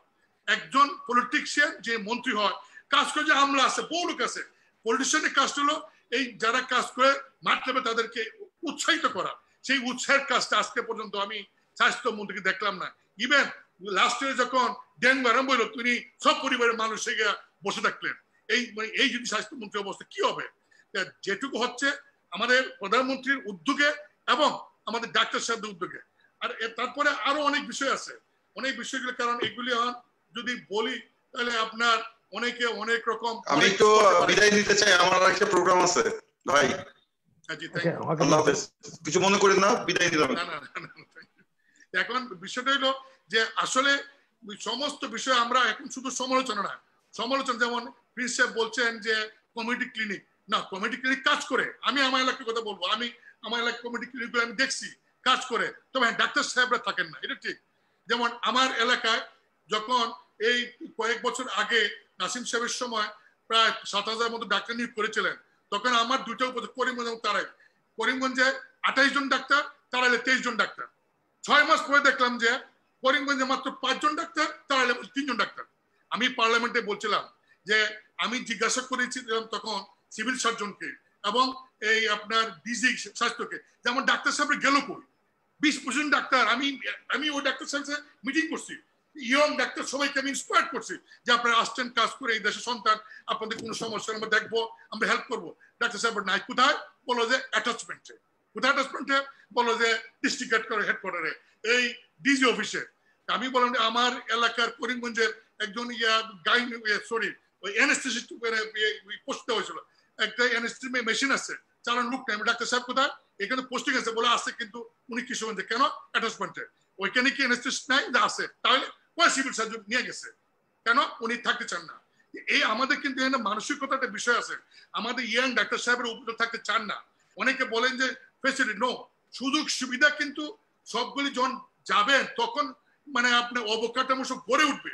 এরশাদ সাহেবের সময় যখন প্রথম উপজেলা করা হয় তখন কিন্তু ইউনিয়নের বসবার কোনো জায়গা ছিল না, গাছের নিচে বসতো, বিল্ডিং ছিল না। তারপরে যখন তারা কাজ আরম্ভ করলো, পরবর্তী সময় বিল্ডিং হয়েছে, জমজমাট। এখন কাজেই ডাক্তার সাহেবরাও যেতে হবে, মাঠে যেতে হবে, পোস্টিং দিয়ে যেতে হবে। হ্যাঁ, আমাদের ডাক্তার সাহেবরা অনেকে আছেন যারা স্পেশালিস্ট, একটু নাম দেওয়া হয়েছে, প্রাইভেট প্র্যাকটিস করেন, এই সরকারি চাকরি পরেও ঢাকাতে অনেক রুগী আছে, তাকে রংপুর পাঠালে তিনি রংপুর যান না, তাকে যদি দিনাজপুর পাঠানো হয় দিনাজপুর যান না। না, আমাদের এই মানসিকতা বেরিয়ে আসতে হবে, কারণ আমাদের বুঝতে হবে যে আমি চাকরি করি সার্ভিসটা জনগণের জন্য, যেখানেই পাঠাবে সেখানে আমি যাব। এই বিষয়টি আমি বলি যে এই বিষয়গুলি বিএমএ বা সচিব যারা আছেন, আপনারা এই বিষয়গুলি একটু খেয়াল করবেন, কারণ এইগুলি কিন্তু আপনাদের বিরুদ্ধে সমালোচনা, মানুষের মধ্যে কিন্তু এইগুলি পারসেপশন ভালো না।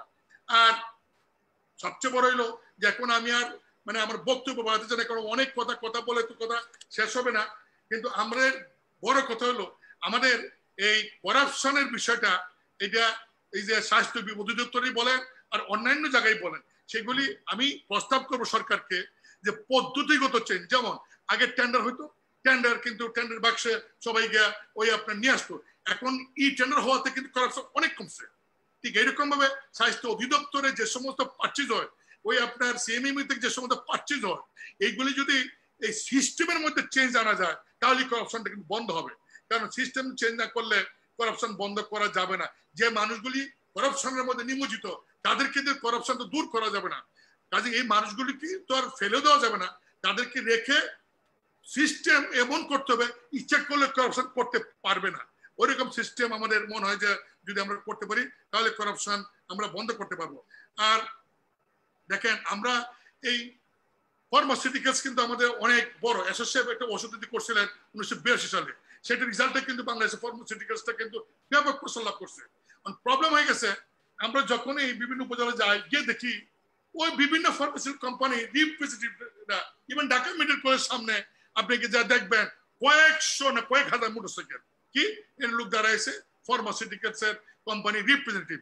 তারা করে কি উপজেলা লেভেলে ডাক্তারদেরকে সাহেবকে বাধ্য করে, কোন ডাক্তার সাহেব সাথে আন্ডারস্ট্যান্ডিং যে তাদেরকে প্রেসক্রিপশন এই মেডিসিন দিলে তারা ইয়ে পাবে, আন্ডারস্ট্যান্ডিং না হলে তাদেরকে ফোর্স করে জোর করে।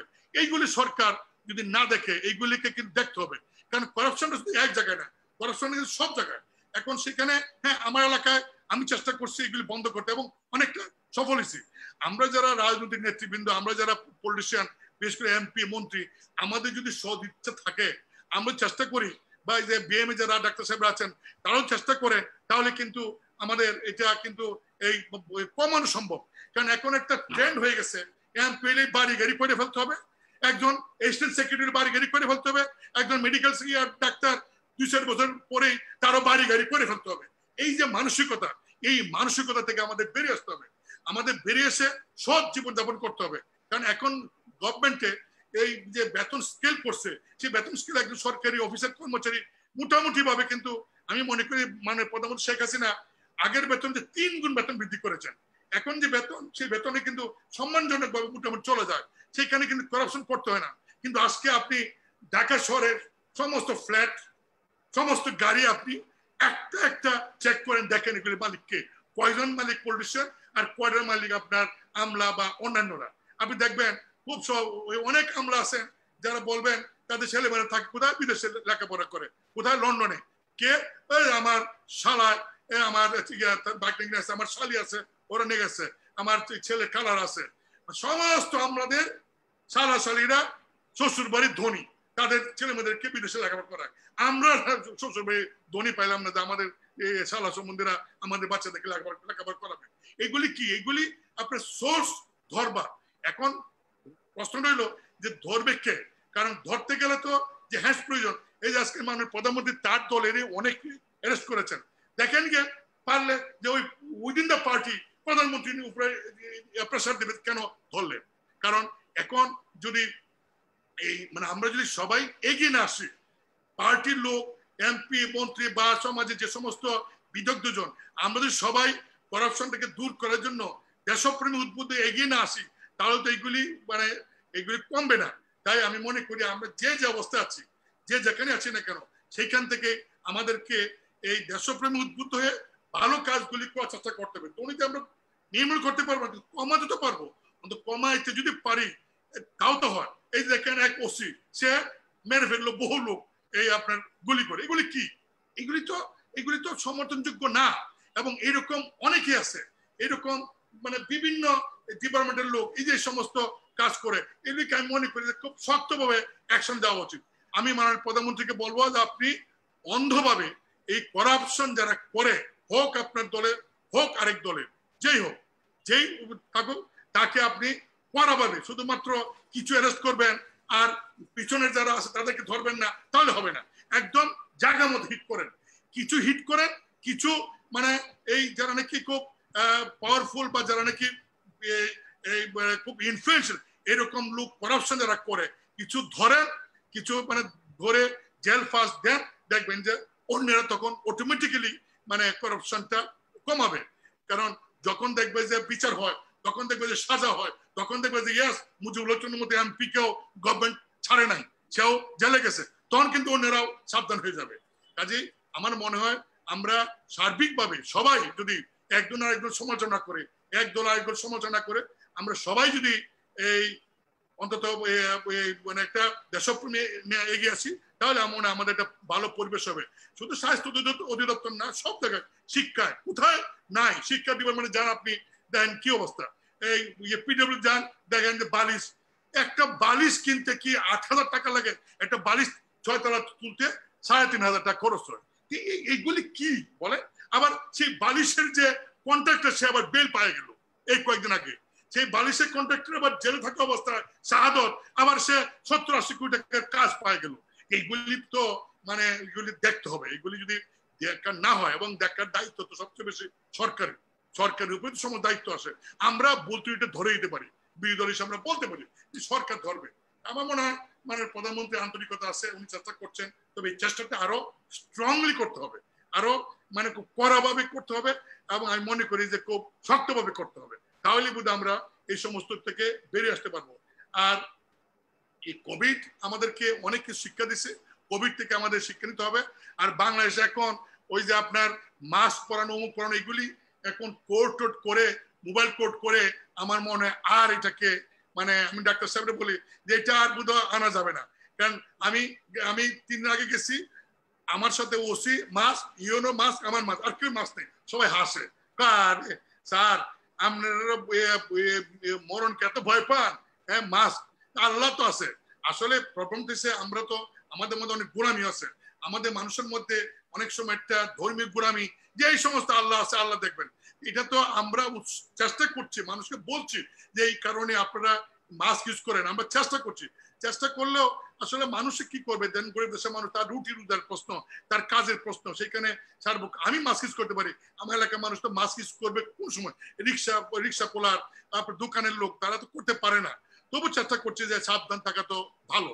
আমার মনে হয় যে আমরা এর মধ্যেই আমরা চলছি, এবং যতটুকু পারি আমরা নিজের সাবধান থাকবো, এবং আমাদের লোকজন সাবধান রাখার চেষ্টা করব, এবং আমরা সরকারকে ভালো কাজগুলিতে সহায়তা করব। সরকার কোন ভুল পদক্ষেপ নিলে আমরা সরকারের বিরুদ্ধে সমালোচনা করবো, এটাই তো আমাদের কাজ। আপনাদেরকে অনেক ধন্যবাদ। ধন্যবাদ চুন্নু ভাই। অনেক দর্শক দেখছেন, অনেক দর্শক লিখতেছেন যে চুন্নু ভাই আমাদের মনের কথাটা বললেন, অনেক দর্শকের বক্তব্য এটা। ধন্যবাদ জানাই চুন্নু ভাই। আমরা চাই যে বাংলাদেশে দুর্নীতিমুক্ত হোক, এবং বাংলাদেশে আমরা যে স্বপ্ন দেখি সোনার বাংলা, সেই সোনার বাংলায় বাংলাদেশ হবে একদিন। আমি সেই প্রত্যাশা রেখে এবং আগামীকালকে অনুষ্ঠান দেখার আমন্ত্রণ জানিয়ে আমি শেষ করছি অনুষ্ঠান। সবাই ভালো থাকবেন, সুস্থ থাকবেন। আপনাকে ধন্যবাদ, এবং যারা আজকে আলোচক তাদেরকে আমার পক্ষ থেকে আন্তরিক ধন্যবাদ।